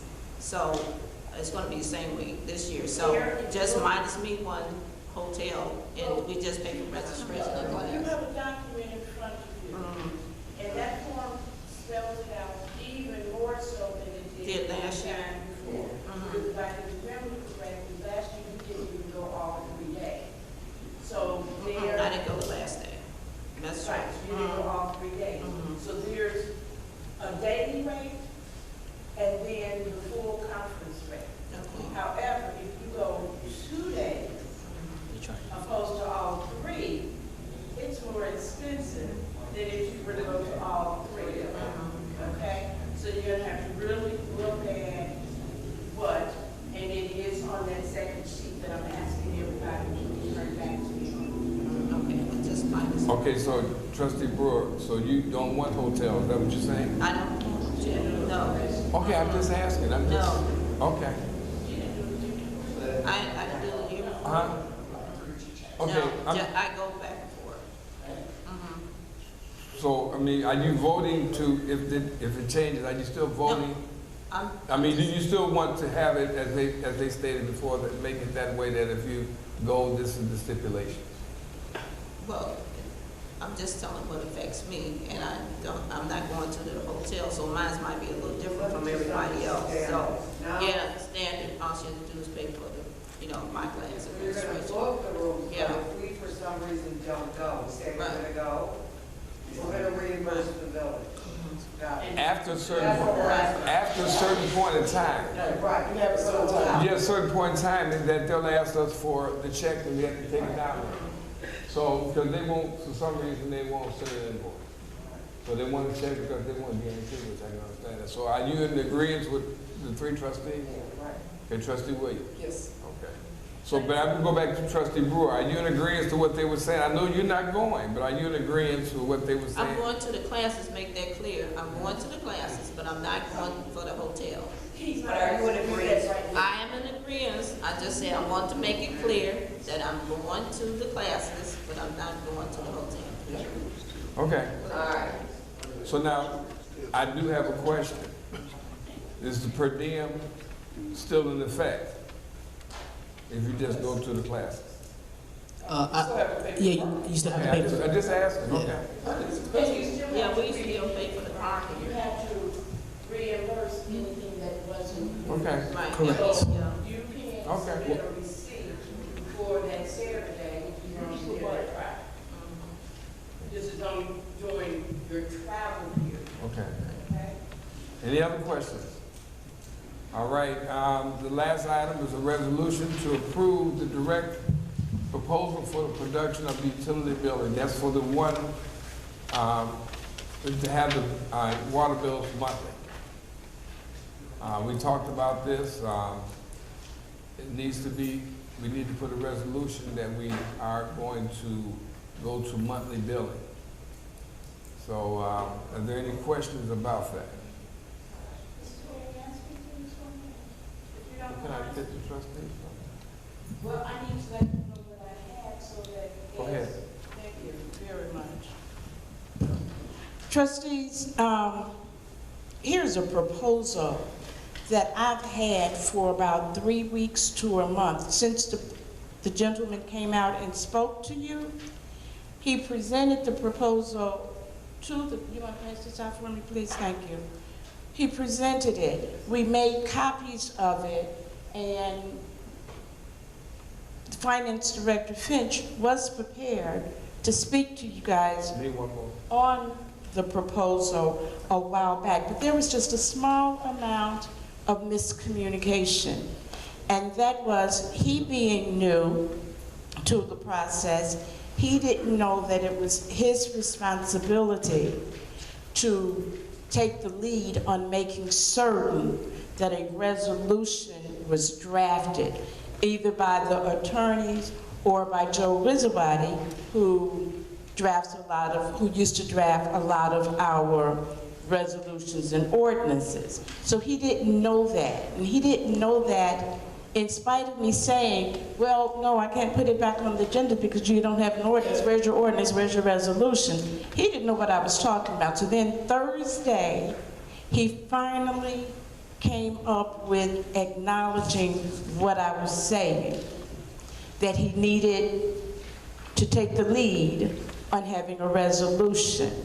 So if you can find it within your hearts to read through this proposal and let us work on getting the proposal, the actual resolution to you by Friday, so that when you come in next Tuesday, if we're all in ready, we can vote on it. Is that okay? Question. So the resolution is to go to monthly water billing using CBIS in order for them to provide us with this, our new format for billing now, with the envelope, and we're getting away from the postcard. That's his recommendation. Well, one of the things I sent to Mr. Finch, because the new board was not in for this presentation, and I really think it should be presented to them if they have questions on it before you hit it with a resolution, because you may have questions. You can read through this, but the gentleman was here to present it. So I'd ask Mr. Finch, we have a new board. You might want to explain it in case they have questions before you go on with a resolution. But that's just my suggestion of having a new board. Because we heard it, they did not. And sometimes... I just wanted to see, the one question I had was, how is this going to affect the water department? They only have a couple guys. I know we talked about this in the past, going to monthly billing, but they said they couldn't do it because they didn't have the staff, because they're going to be reading the whole village at once. So I requested Kevin Weller be at the meeting so we can ask his view on it. And then Mr. Finch said, well, we talked about this in February. Well, I wasn't here in February, so I think it would be a good idea to get some input. The presentation guy, if he could come back and talk to Kevin. So you want to table this until 2 weeks from today? Yeah, I don't want to hold it too long. I mean, That's the next time we get a presentation. Okay. We'll table this from 2 weeks from today and have the guy from CBIS. So I just have a quick question. So I guess I don't understand. So when you, Trustee Jessica, when you mentioned that they don't have the manpower, do you mean the actual public works, or do you mean the billing clerk, the water billing clerk back here? Like who? no, we got the water department. There are two guys that work in the water department. Okay, don't take So- today. Not even That's now. why I wanted him here, so we could ask him questions. I don't see a big deal. Okay, well then we can do that, because it don't take but not even a day to read half the village law. But this is once a month, and they'll have to, it'll help with the water shutoffs, because now they'll be done 30 days after, so they'll be given a 30-day grace period. And they can schedule for water shutoffs at the first of the month, or whatever day that they decide to do, they can schedule for the shutoff. So, but those questions, as you stated, the new trustees didn't get a chance, so we can have the guy come back out 2 weeks from today on the agenda to come out and explain it to you, and go from there. And so you're gonna bring Mr. Weller back so he can. No, not Mr. Well, I'm gonna bring the guy back. Well, I think the question was the manpower, right? So, I mean, If he's not here, I would like to know how it's going to affect the day-to-day operations for our water billing. Even for the front office, do we have a staff? Are they going to be involved in any of this water billing? Oh, yes. The same people that we have there now, but it's just, instead of doing it every other month, we do it every month. Only thing that'll be is your shut-off won't be staggered. It'll be that particular week or whatever it is, however long it takes each month. Instead of this month do the north side, this month do the south side, they do it all. And also, I'm thinking that it's gonna be a less of a water bill, so it won't be as much of a burden, because you're gonna cut your water bill in half, you just pay each month. It might be even less than half. So are we going to have a group actually having to run these bills, or is this company? No, So what are we going to The do company- for in the office? Are they going to? Oh, you still gonna have to have somebody to, Well, you're gonna have to have somebody, I understand you're gonna have to have somebody to interpret a lot of this stuff, and you still got to have a body in there to, people are gonna have problems. So if you have nobody there to address those problems, then you're gonna look for disaster. But right now, we don't know what it's going to take until it happens. I mean, we can't eliminate until we know how it's run, and then once we find out how it's going, then yes, we can reevaluate at that time. But I'm not looking to change personnel at this particular point in time, because we don't know exactly what we're getting into until we actually do it. So we're gonna bring them back? Yes, that's what I asked. Is there, we can bring this back in 2 weeks and have the guy come out and give another presentation, go over it. Could you all please keep these? Yeah. Do you recall how much you said the water billing would cost? I know you gave us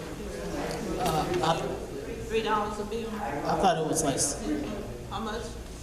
it's on the back. Yeah. It's 15 cents each for the first page. I think the second page, I think it was like 3.9 cents for the second It's all page. broken down. Yeah, so just read the back page and that should help with everything. And we can also use that, paper to advertise on too. Correct. So we can make money back on that too for advertisement or for whoever wants to advertise to get things out in the village. Yeah, that's a good idea. Mr. Mayor, I would also like Kevin Weller's input, but I may talk to him separately to see how it might affect his department. But I would hope that at the end of 3 weeks, which will be 2 weeks, we bring it back at a committee meeting, and the following week we vote on it. I think the sooner we get started on this, the better, but we really do need to get the input from the departments that it affects, which is the water department and the public works department. So, I mean, if we need to speak to them separately, we can speak to them separately. I don't think they need to come to a meeting, but can we speak with them separately? No problem. Thank you. Trustee Grant, on here it just talks about the, how much the envelopes and stuff cost. Do we have an amount, how much it's gonna cost a monthly? I thought he told us something. A month for the billing? You mean like, They're gonna be, who's gonna be actually doing the billing you mean like how much CBIS is going to charge us? each month, yeah. I mean, well, I think that just depends on the number of water bills and, you know, so there's a breakdown here. And it's kind of, you know, you go through each breakdown and times that by the number of houses or residences that receive a water bill, basically. So I don't know if we have an exact number every month, because that's going to vary based on the number of houses that have a water bill.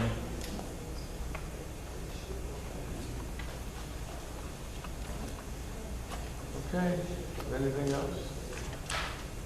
All right. We'll have them back in 2 weeks. All right, public comment. All questions and comments shall be directed to the mayor. Each speaker may comment on any matter pertaining to the business of Sauk Village. Each speaker is allowed one opportunity to speak, up to 3 minutes. I'm adding if the comments and questions or whatever become personal of nature, I will stop public comment. Thank you. Please state your name. Charles Pondexter. I've been a resident of Sauk Village for 25 years now.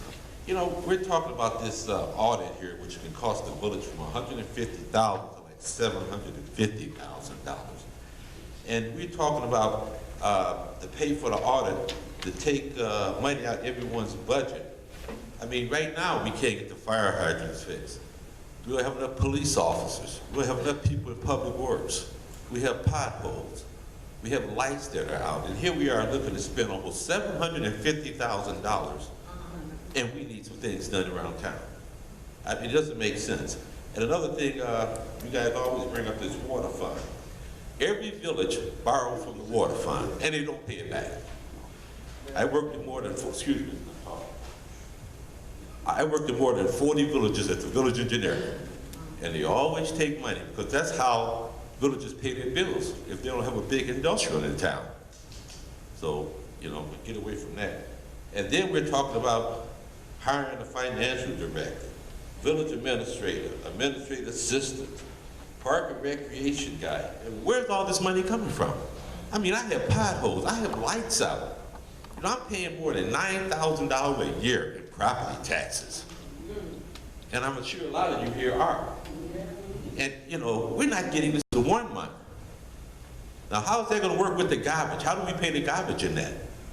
Would that be split in half? I mean, and how would the public know that you're going to go from 2 months to 1 month?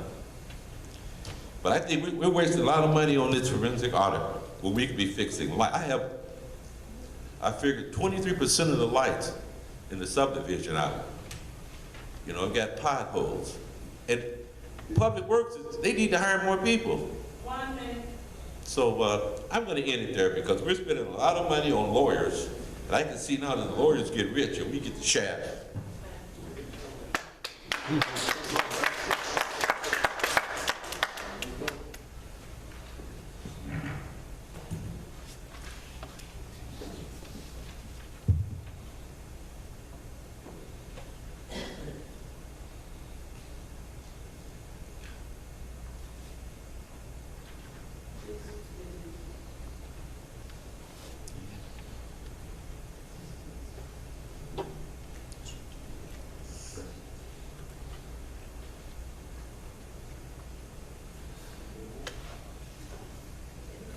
Does the chair recognize the speaker? Yes, she was getting ready. Kathy Betcher, I'm back again. And Mr. Poindexter, I have a way to collect some money for this village. Let's start enforcing the ordinances that are in place. The kids, the people, not just the kids, the people walking in the streets, like I said last week. We have signs posted, $750 fine for walking and playing in the streets. I got my dog licenses back in May. I was a month late getting them. My highest number was 30. Now I know there are more than 30 dogs in this village. There's more than 30 dogs on my street. Why isn't anybody enforcing the license law? Get out, when they go to these dog calls, which are numerous dog calls, you got their dog, find out if they got a license. If they don't have a license, they get a fine. I mean, we're losing revenue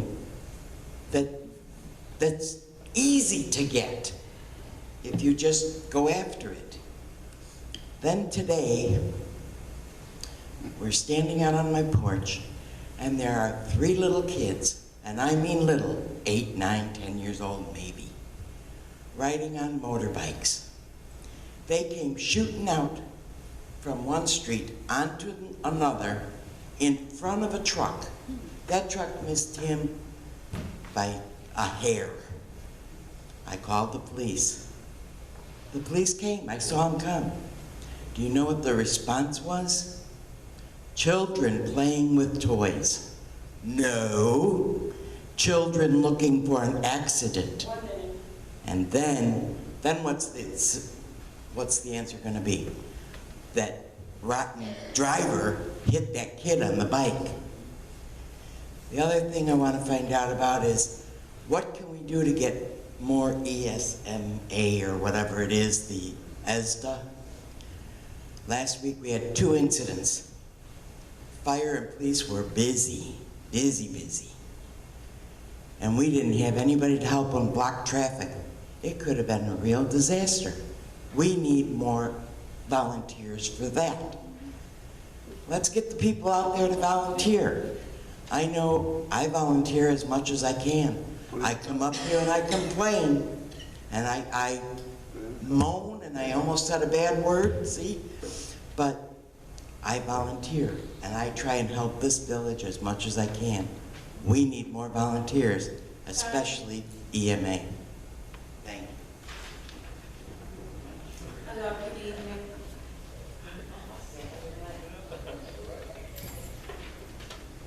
I was here last, I'm sorry, Dawn Moorhead, 1805 222nd Place.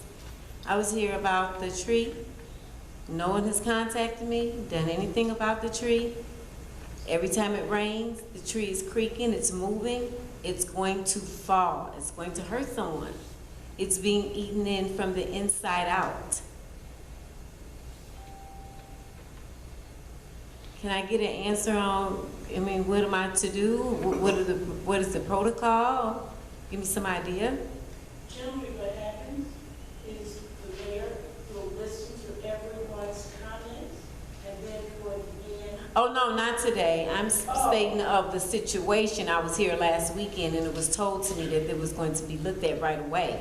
Because you're talking about money here, spending there, you're going to have a really serious lawsuit on your hands when that tree falls, because it's going to hit someone, a car passing by, a kid. People won't even walk on the block because they see this tree. That's crazy. So I'm asking, what is the protocol after you say, okay, we're going to look at it? Has anyone gotten to look at it? What is the follow-up with this? That's all I'm trying to find out. As was just stated, I mean, I'm not gonna stop protocol, but I'll tell you this before you leave. You said you came last week. Yeah, I showed you pictures. It was, the termites were eating the tree at the bottom. That's been passed along to the Public Works Department. I can tell you that now, because I did have those pictures. And I don't know if they're on schedule, which I'm pretty sure you are, because I gave it to them, so.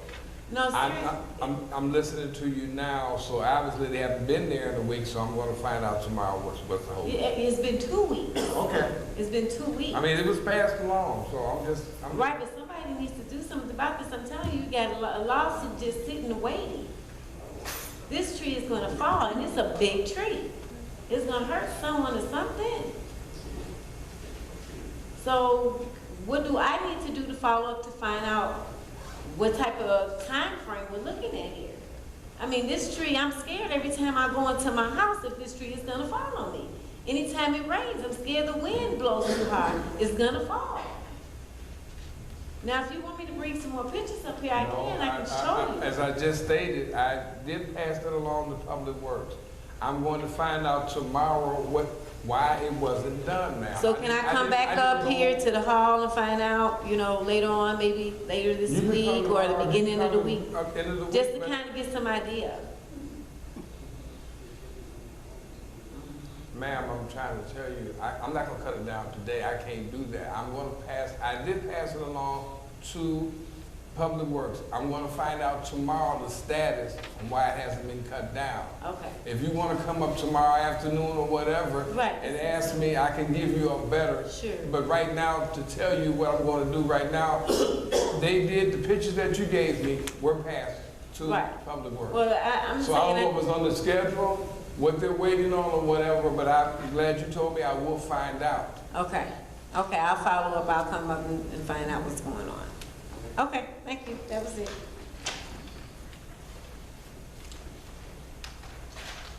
Good evening. My name is Teresa Hoskins, and I'm kind of confused. I was wondering, what's the protocol for changing the water bill from 2 months to 1?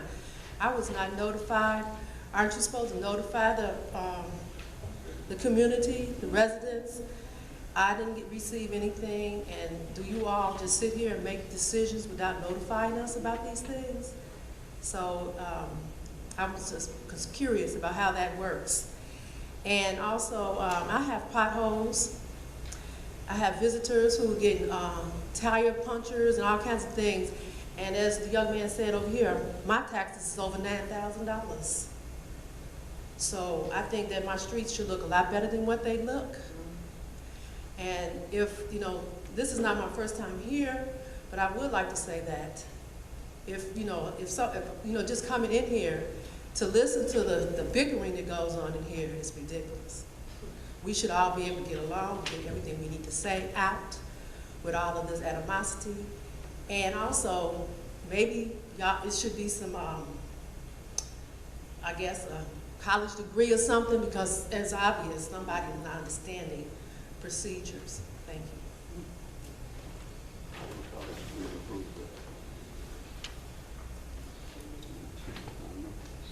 Renee Christie. I did. Renee Christie. Cornell is a main thoroughfare for residents to come in Sauk Village. The lights are out, 3 of them.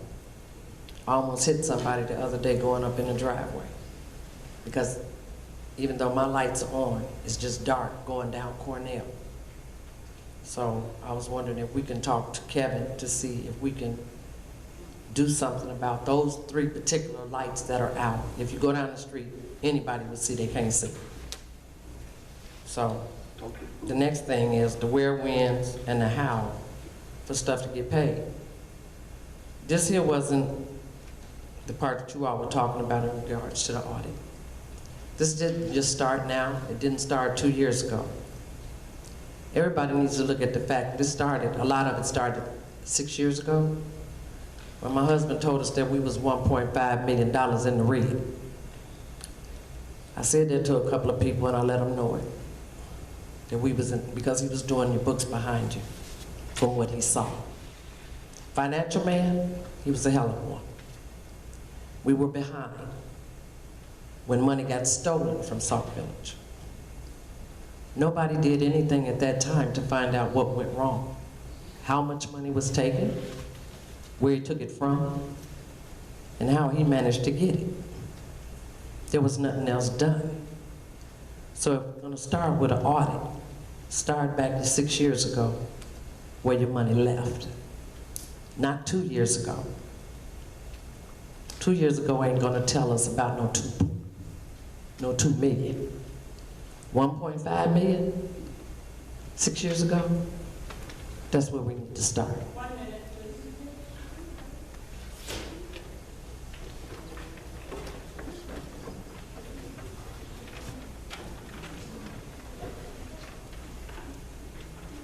Eric Farmer.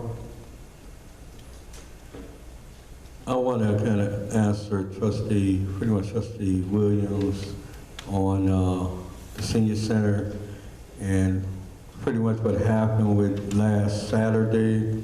The lady that did have the rental, the event was Miss Tina that does all the line dancing over in the community center and has done the line dancing over in the senior center also for us. And she did call me that night and tell me that she was, her event was running a little bit late. Was it okay? And I okayed it. And she said she was gonna make sure she cleaned up and everything after it. So it was a little late. I didn't come by actually to see if she did. And that Sunday morning, usually I'm at church. So by the time they got there, I don't know what had happened, because she assured me that she did clean up. Now, what I don't understand is, you know, I've been chairman now over a year or so, and each time Bluegrass have a complaint, you know, they call one of the other committee members, Paulette, or even Kathy, or someone like that. I'm wondering why they can't call me. How come they never send me the pictures? Now they're calling and sending you the pictures. Something wrong with the color of my skin, or what's going on? It's correct, it's correct. You know, I mean, they haven't called me. Correct. Paulette told them, call the chairman. Kathy even let them call the chairman, and they haven't called me. They haven't sent me any picture, they haven't told me anything. You know, something's wrong with that picture. Why are they scared to talk to me? You know, so I'm not getting with that. You know, I don't have nothing against them going there, you know, for every week, but the committee does have to vote on it. And I'm sure, you know, after we get it with the mayor, we will vote on them if they can come back every week or whatever. But I think they should at least contact me. Thank you.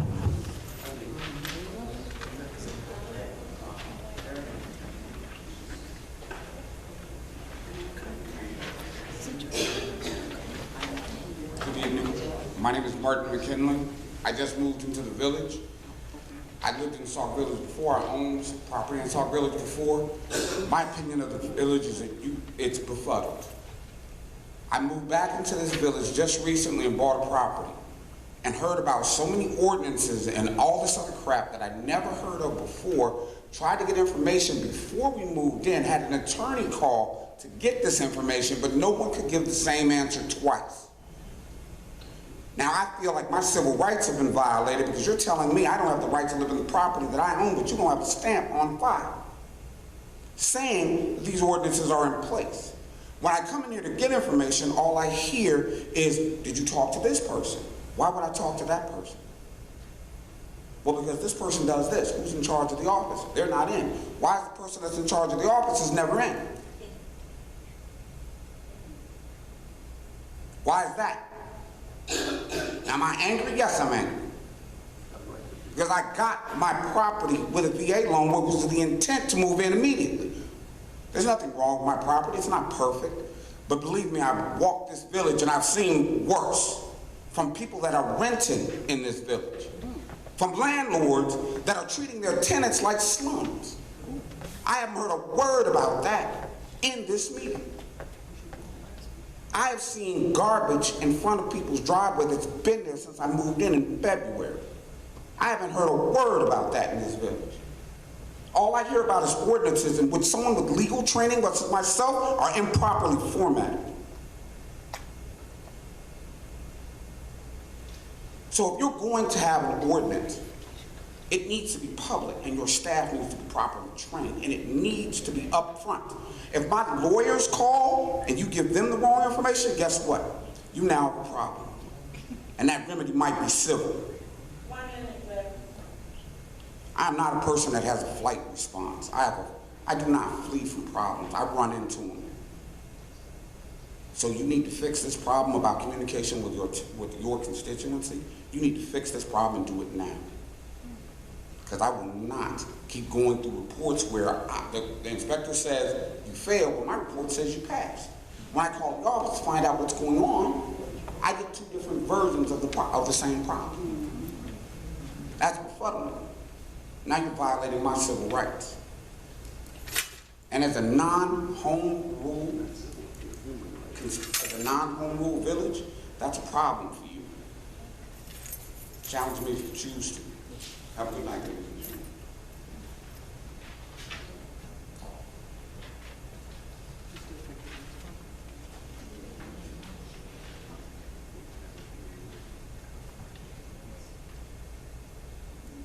Linda Kimbrough.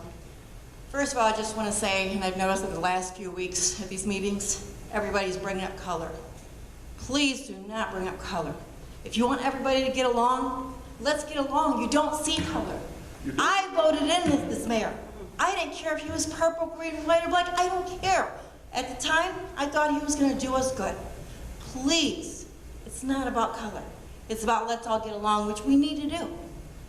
But what I'm really up here for is I would like to commend whoever needs recognition who is not here tonight is Public Works Department. For months, I have come to the meetings and asked for my trees to be cut down. For months. I finally spoke with Public Works directly last week. My trees got cut down. So I do want to commend whoever got that done because that tree was damaging my car and soon would have damaged my house just like other residents. So to whoever gets the kudos and thanks for that, I do appreciate that. Thank you.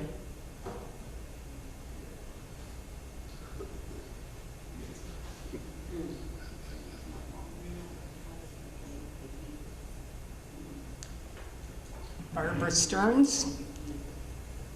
I just want to relay to you a very positive experience I had at the Village Hall window a couple weeks ago. I know that surprises you to hear me say that. I came in 2 weeks ago to get my village sticker, got in line at the first window. Another young lady came through the office to the middle window, very nicely said, "Ma'am, can I help you?" I went over to her to get my village sticker and to get 2 dog licenses. That young lady needs to be commended for her customer service skills. We actually had a good time talking and laughing. She really deserves, I don't know, buy her lunch or something. And when we were done, what did I hear from the girl at the first window? She's complaining about her job with a, quote, customer standing there. Take it to the back room or keep your mouth shut. If you don't like your job, somebody else will be willing to take it. But the young lady, she was a thin girl. I don't know her name, I'm sorry. But she really, really deserves high praise.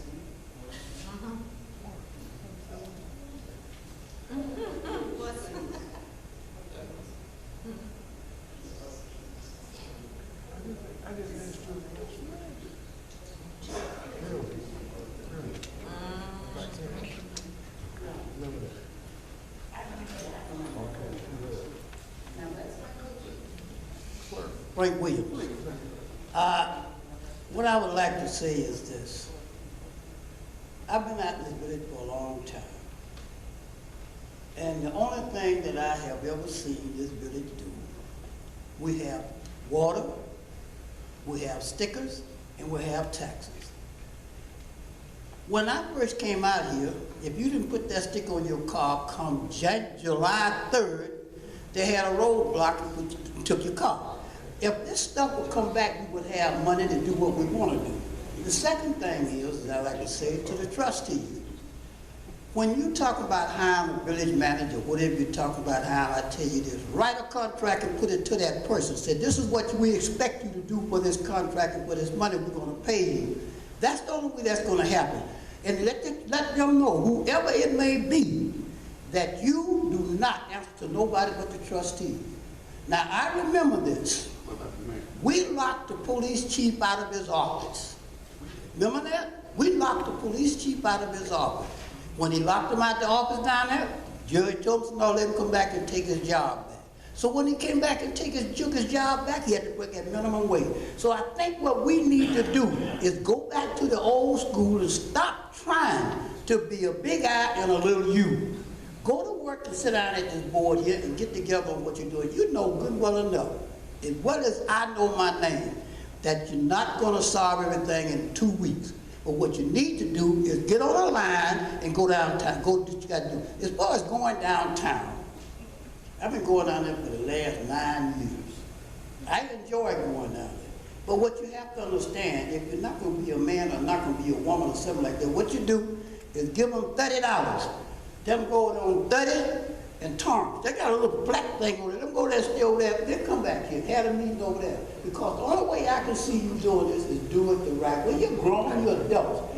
Quit acting like kids, guys. And come on, let's get this thing going. And let's get the village moving one way or the other. That's me.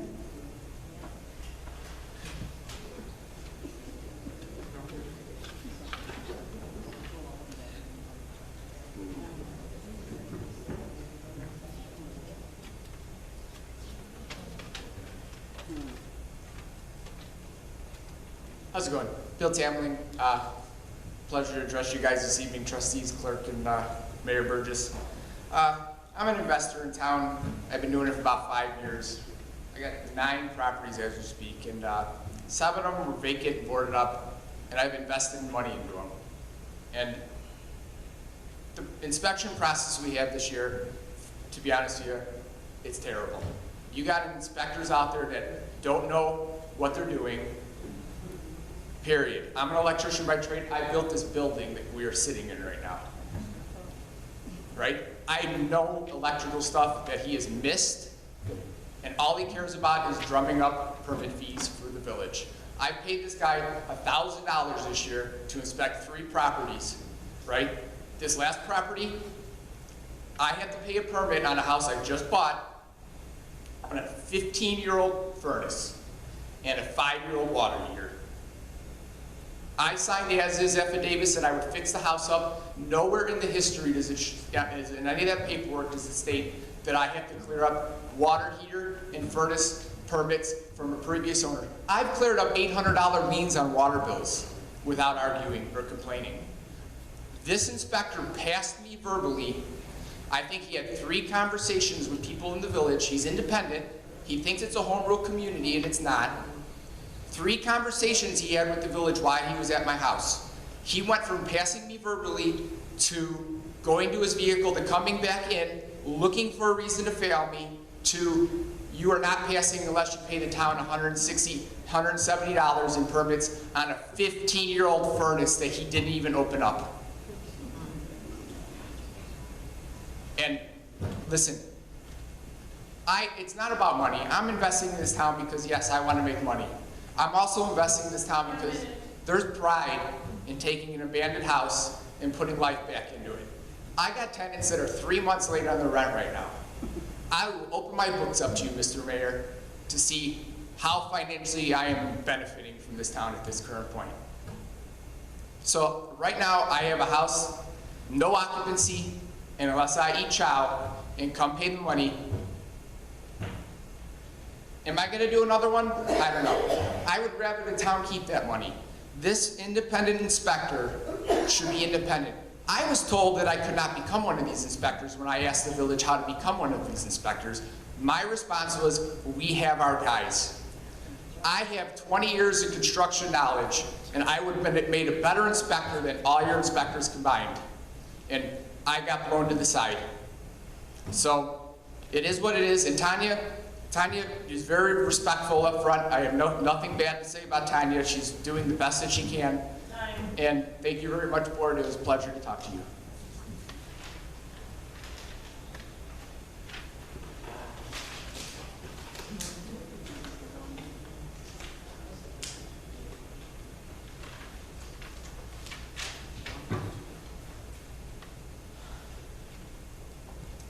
Alice Smith. I've lived in the village for almost 20 years, and just, you know, on my particular block, I live on 21644 Cynthia, and just looking, there's a few houses that are vacant, and the grass and stuff, you know, you guys say if it's over 8 inches, we get a fine for that. So my question is, you know, isn't the village responsible for cutting the grass and maintaining these vacant houses? So I got a couple pictures here, I can give those to you all, but even one has a for sale sign in front of it, and I actually contacted these folks, but got no response. The grass, one of the places right across from me where there used to be a house, but it got torn down. My son, he drives a Camaro, and the grass was like at the hood of his car. So I paid somebody to come and cut it. So I just want to know, are you guys going to get around to getting this stuff taken care of? And also, one of the houses, 21653, a tree, I want to say a year ago, it may have been longer, fell on one of the houses. The folks cut it down, and it's still there. And we've had you know, they come out for the pickup, for the branch pickup, but this is like up by the garage. And so those folks are not gonna go, the house is vacant, they're not gonna go and pull that stuff and shred it up or whatever. So I wanted to know what the village is gonna do about cleaning that up.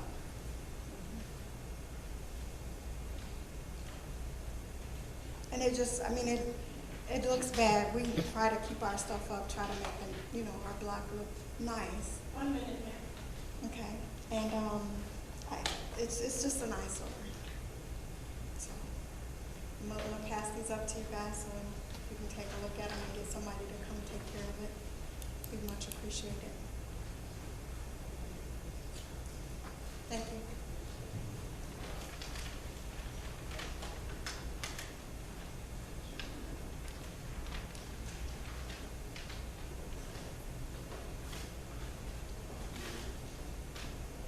Okay. Guess that's it.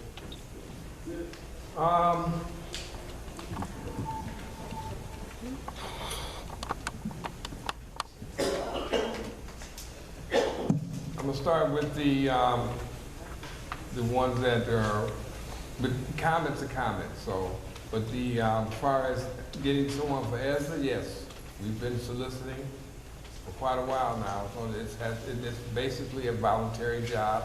You get a stipend, but that's all we have right now. And I'm hoping that more people can come out and get involved with the community and join ESSA.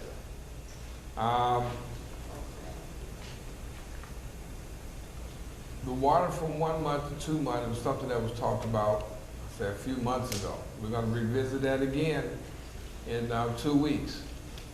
It's something that I think, and I'm sure the board before, and I'm sure this board will look at. I mean, it will cost you less money. You won't have water cut off as much because you're going to pay less each and every month. And it's something that we can look at, and it won't have to come up with $100 and some every 2 months. It'll probably be almost half of that.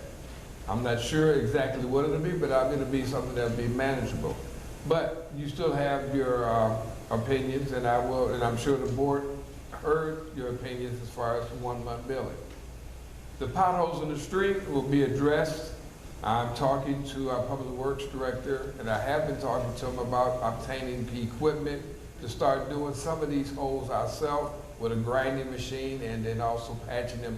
And that's going to be an ongoing job, because we're going to try to see if we can get a machine to actually do that. And that'll be, if you notice, well, if you ever seen one of these machines, they grind it down and then they resurface that particular area. So it's not just throwing patch into it. They're actually going to resurface part of those streets. The lights out, I'm going to address that tomorrow. I'll pass that on.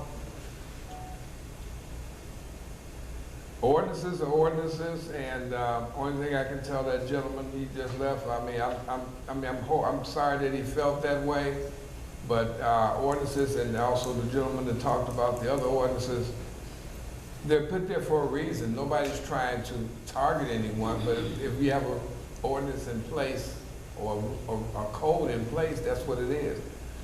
And I'm sorry that the person feels that someone is attacking you, but I'm sorry if they're trying to, and I appreciate that. I will ask questions about it as far as that's concerned, but to say that someone's targeting or trying to extract money from you, that's a heck of a accusation. But I will address that. I will ask questions.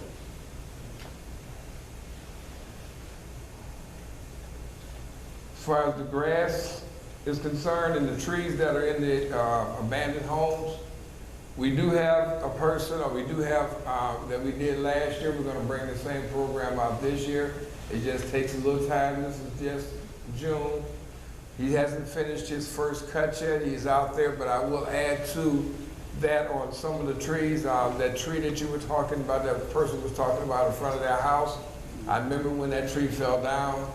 I don't know what happened to the owner. We tried to put a lien. We're going to try to see if we can get the owner to do it, but in the meantime, I'll see if we can get someone to take that tree away, because it has been there. I remember when that tree fell on that house, and it happened during the day, and it went into nighttime for them to actually repair or put a tarp over that roof.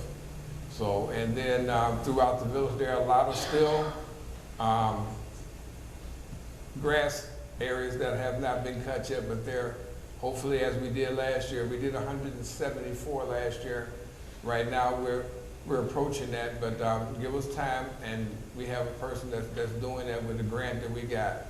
So that's ongoing. So if they haven't gotten to your house yet, believe me, I'm going to be riding around and looking to see and write those numbers down to find out, and just give it to the person that we have doing that. And for that, I'll take, is there any comments from the trustees, Trustee Grant? Thank you. I'm sorry, go ahead, no, go ahead. Thank you, Mr. Mayor.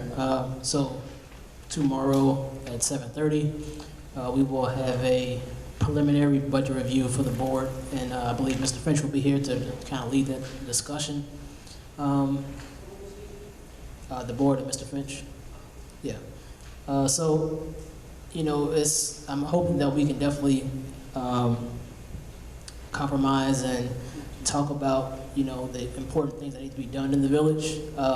It's going to be a pretty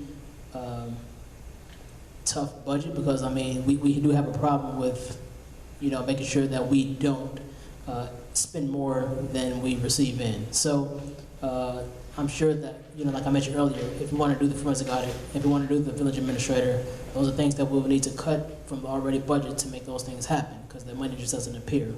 So I'm hoping tomorrow that we can definitely talk about it and have positive discussions. The budget was based on actuals that we actually received in for this last fiscal year. And the whole goal is to pass a budget that's where we don't lose any money in the general fund and that we actually, you know, kind of break even or maybe even make some kind of a, you know, positive number there. So I'm just hoping we can have a good discussion tomorrow, and then that's all I have. Thank you, Mr. Mayor. Thank you. Trustee Bell? Safety Committee had your meeting this morning. We discussed many features to try to enhance our emergency notification systems and procedures on that. And there's more to follow on that. And the homeowner that's talking about the inspector and the investors, there's multiple investors are complaining about this. I mean, that's not just the isolated incident. That's going to conclude my report for the Safety Committee. And Thank you, Mr. Mayor. I have the Housing Committee members staffed. So we're going to start having our meetings July 10th at 7 o'clock at night here at the Village Hall because that's when my committee's available. Thank you. For public service, the second annual energy assessment program will be held July 19th. Participants will be Committe and NICOR. These programs have come out before and provided thermostats, strips. Also, they look at the furnace, and also they give you just assessment on whether you could do weatherization, where, when, and all that sort of stuff. So that'll be on July 19th here in the center. I'm not mistaken if I asked for it already. But anyway, that'll be July 19th. And also, in addition to that, Bloom Township will be back in September to have residents sign up for their water bill, gas and lights too, for Bloom Township, but we don't have a date for that, so they're just waiting on funding. So as soon as they get the funding, we'll put out those applications and you can come in and apply for them. You know, and you have to put 18 months. You have to do it every 18 months. You can't do it every year. And that's the end of my report. Trustee.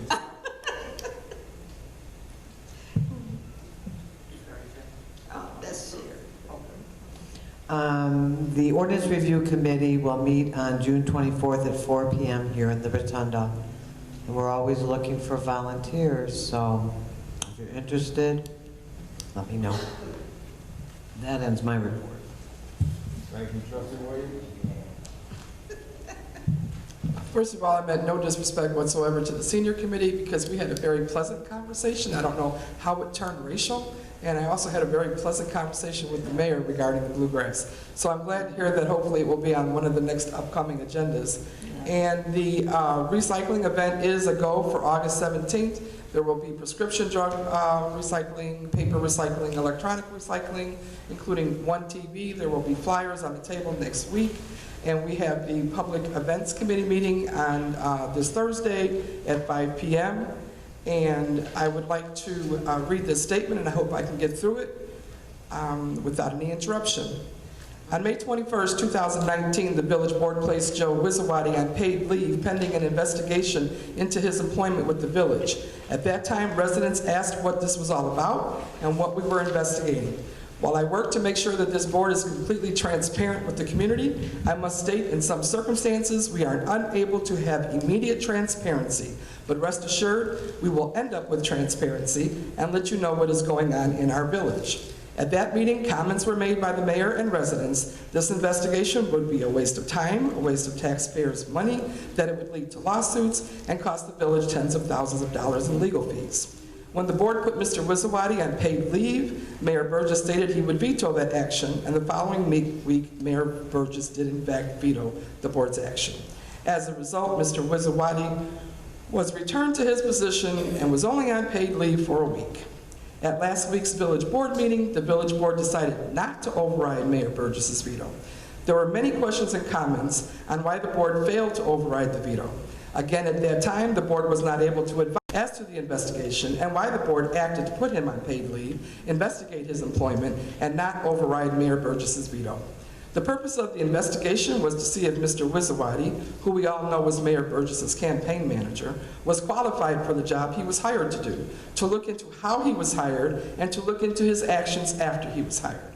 Plain and simple, Mr. Wisawati was not qualified for the job he was hired for per the job description that was used. Mr. Wisawati did not have the required education as listed on the job description. Mr. Wisawati was hired before the position had even been posted to allow other candidates to apply. There are no records of any other individuals who applied for this position or given the chance to apply for the position. Although Mr. Wisawati had not earned vacation time, he took a paid vacation in November of 2017 to go to Disneyland. This paid vacation came just a few months after he had been hired by Mayor Burgess. Mr. Wisawati's timesheets for that period state he actually worked 8 hours a day during the week of November 6, 2017. Problem is, we found Facebook posts showing Mr. Wisawati in Disneyland at that time period. We also have social media posts he posted during his stay at Disneyland. As a new employee, he did not accumulate enough vacation time to take this as a paid vacation. To submit timesheets stating you worked when you were actually at a resort is wrong, and the residents need to be made aware of this. When the new board was sworn in, Mr. Wisawati must have seen the writing on the wall, knowing he would be investigated. Mr. Wisawati took action in protecting himself. In fact, when the board placed Mr. Wisawati on paid leave on May 21st, 2019, Mr. Wisawati was already in a position of seeking employment elsewhere. Incredibly, Mr. Wisawati landed a job 24 hours after being put on leave when Calumet City held a special meeting on Wednesday, May 22nd, and he was hired by that municipality. Mr. Wisawati, however, failed to advise the board that he was hired by another town. Early last week, one of the trustees heard he had received a new position. The board asked Mayor Burgess if he was aware of this, and the mayor said he did not know anything about that. Because the board believed Mr. Wisawati was about to begin a new position, the board felt it would be better for Mr. Wisawati to finish out the work week and advise the mayor and staff of all pending matters, rather than override Mayor Burgess's veto, which would have resulted in him being placed back on paid leave. The next day, last Wednesday, June 12th, Mr. Wisawati issued his resignation letter to Mayor Burgess, stating Friday would be his last day as a Sauk Village employee. He has started his new position yesterday. Hopefully, this will clear up some of the matters for the residents and provide the transparency we have promised. Although there was a delay in getting this information to you, you are getting this information. More importantly, the handling of Mr. Wisawati's employment situation with the village of Sauk Village will not cost the tens of thousands of dollars in lengthy litigation most of you were told that it would. So in that, I'm saying that's just one item we had. We had more, and thank God we don't have to go into that. So the clarity will also be provided on the other investigation once it begins. So if anybody has any questions at all about my statement, I would be more than happy to A, provide you a copy, B, answer your questions. These are facts, and this is just one fact as why that investigation started. And we will begin clarity on the other investigation very shortly. Thank you for your time.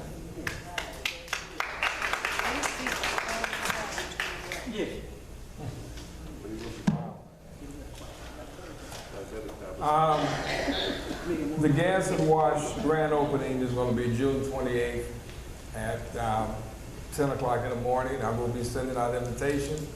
Just wanted to let the public know that all invited.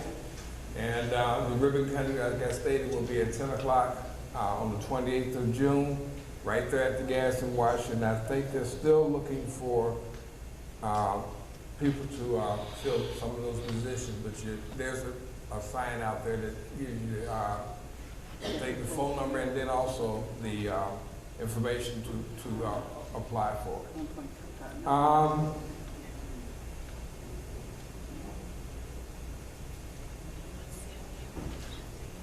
With that being said, because I want to answer questions, I mean, it's a shame that we just got to talking about trying to do things together, but accusations.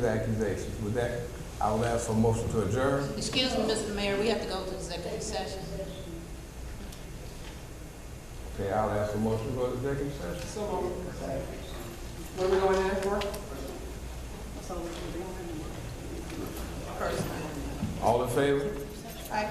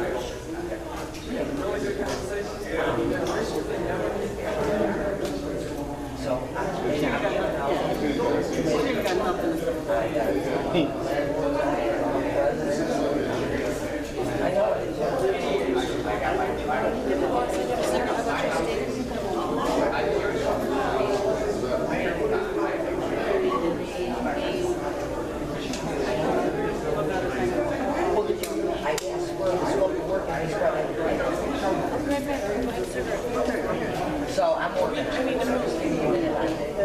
just got this thing at the last end of May, and June was like crazy. I gotta go to the executive session.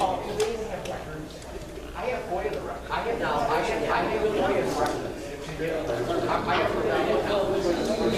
We go now? Yeah.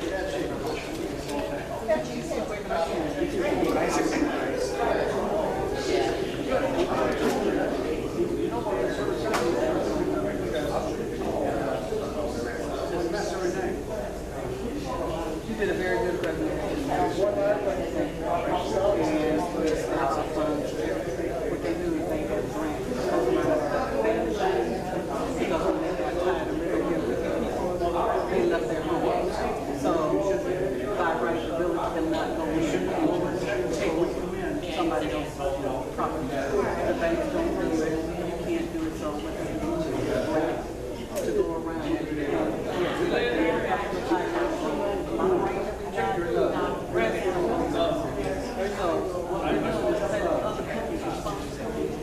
Because they supposed to leave, they don't like it. So then, that's what, you see, you've been there, sitting here almost 20. So you see what it's, if they had on the back, my question is, how did they get there?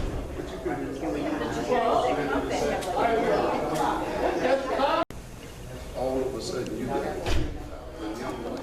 young white, filtered out of the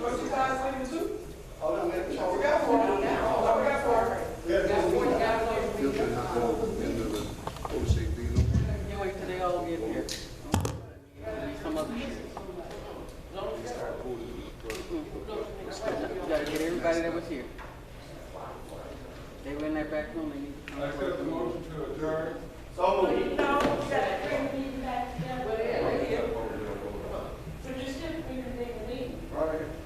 All these mayors. You have to show who's present at the meeting when you came back to the meeting. You have to reconvene the meeting. I mean, just even attendance. There, let her do what she does. Go ahead and do what you want to do. You don't have to reconvene a meeting that you're not voting on. That's true. This is an informal meeting. This is, you better get that rubber. There, don't argue, there, just do it. Okay, You don't have to vote on a reconvene of Mark, this would you call the kind roll if you're here, please? They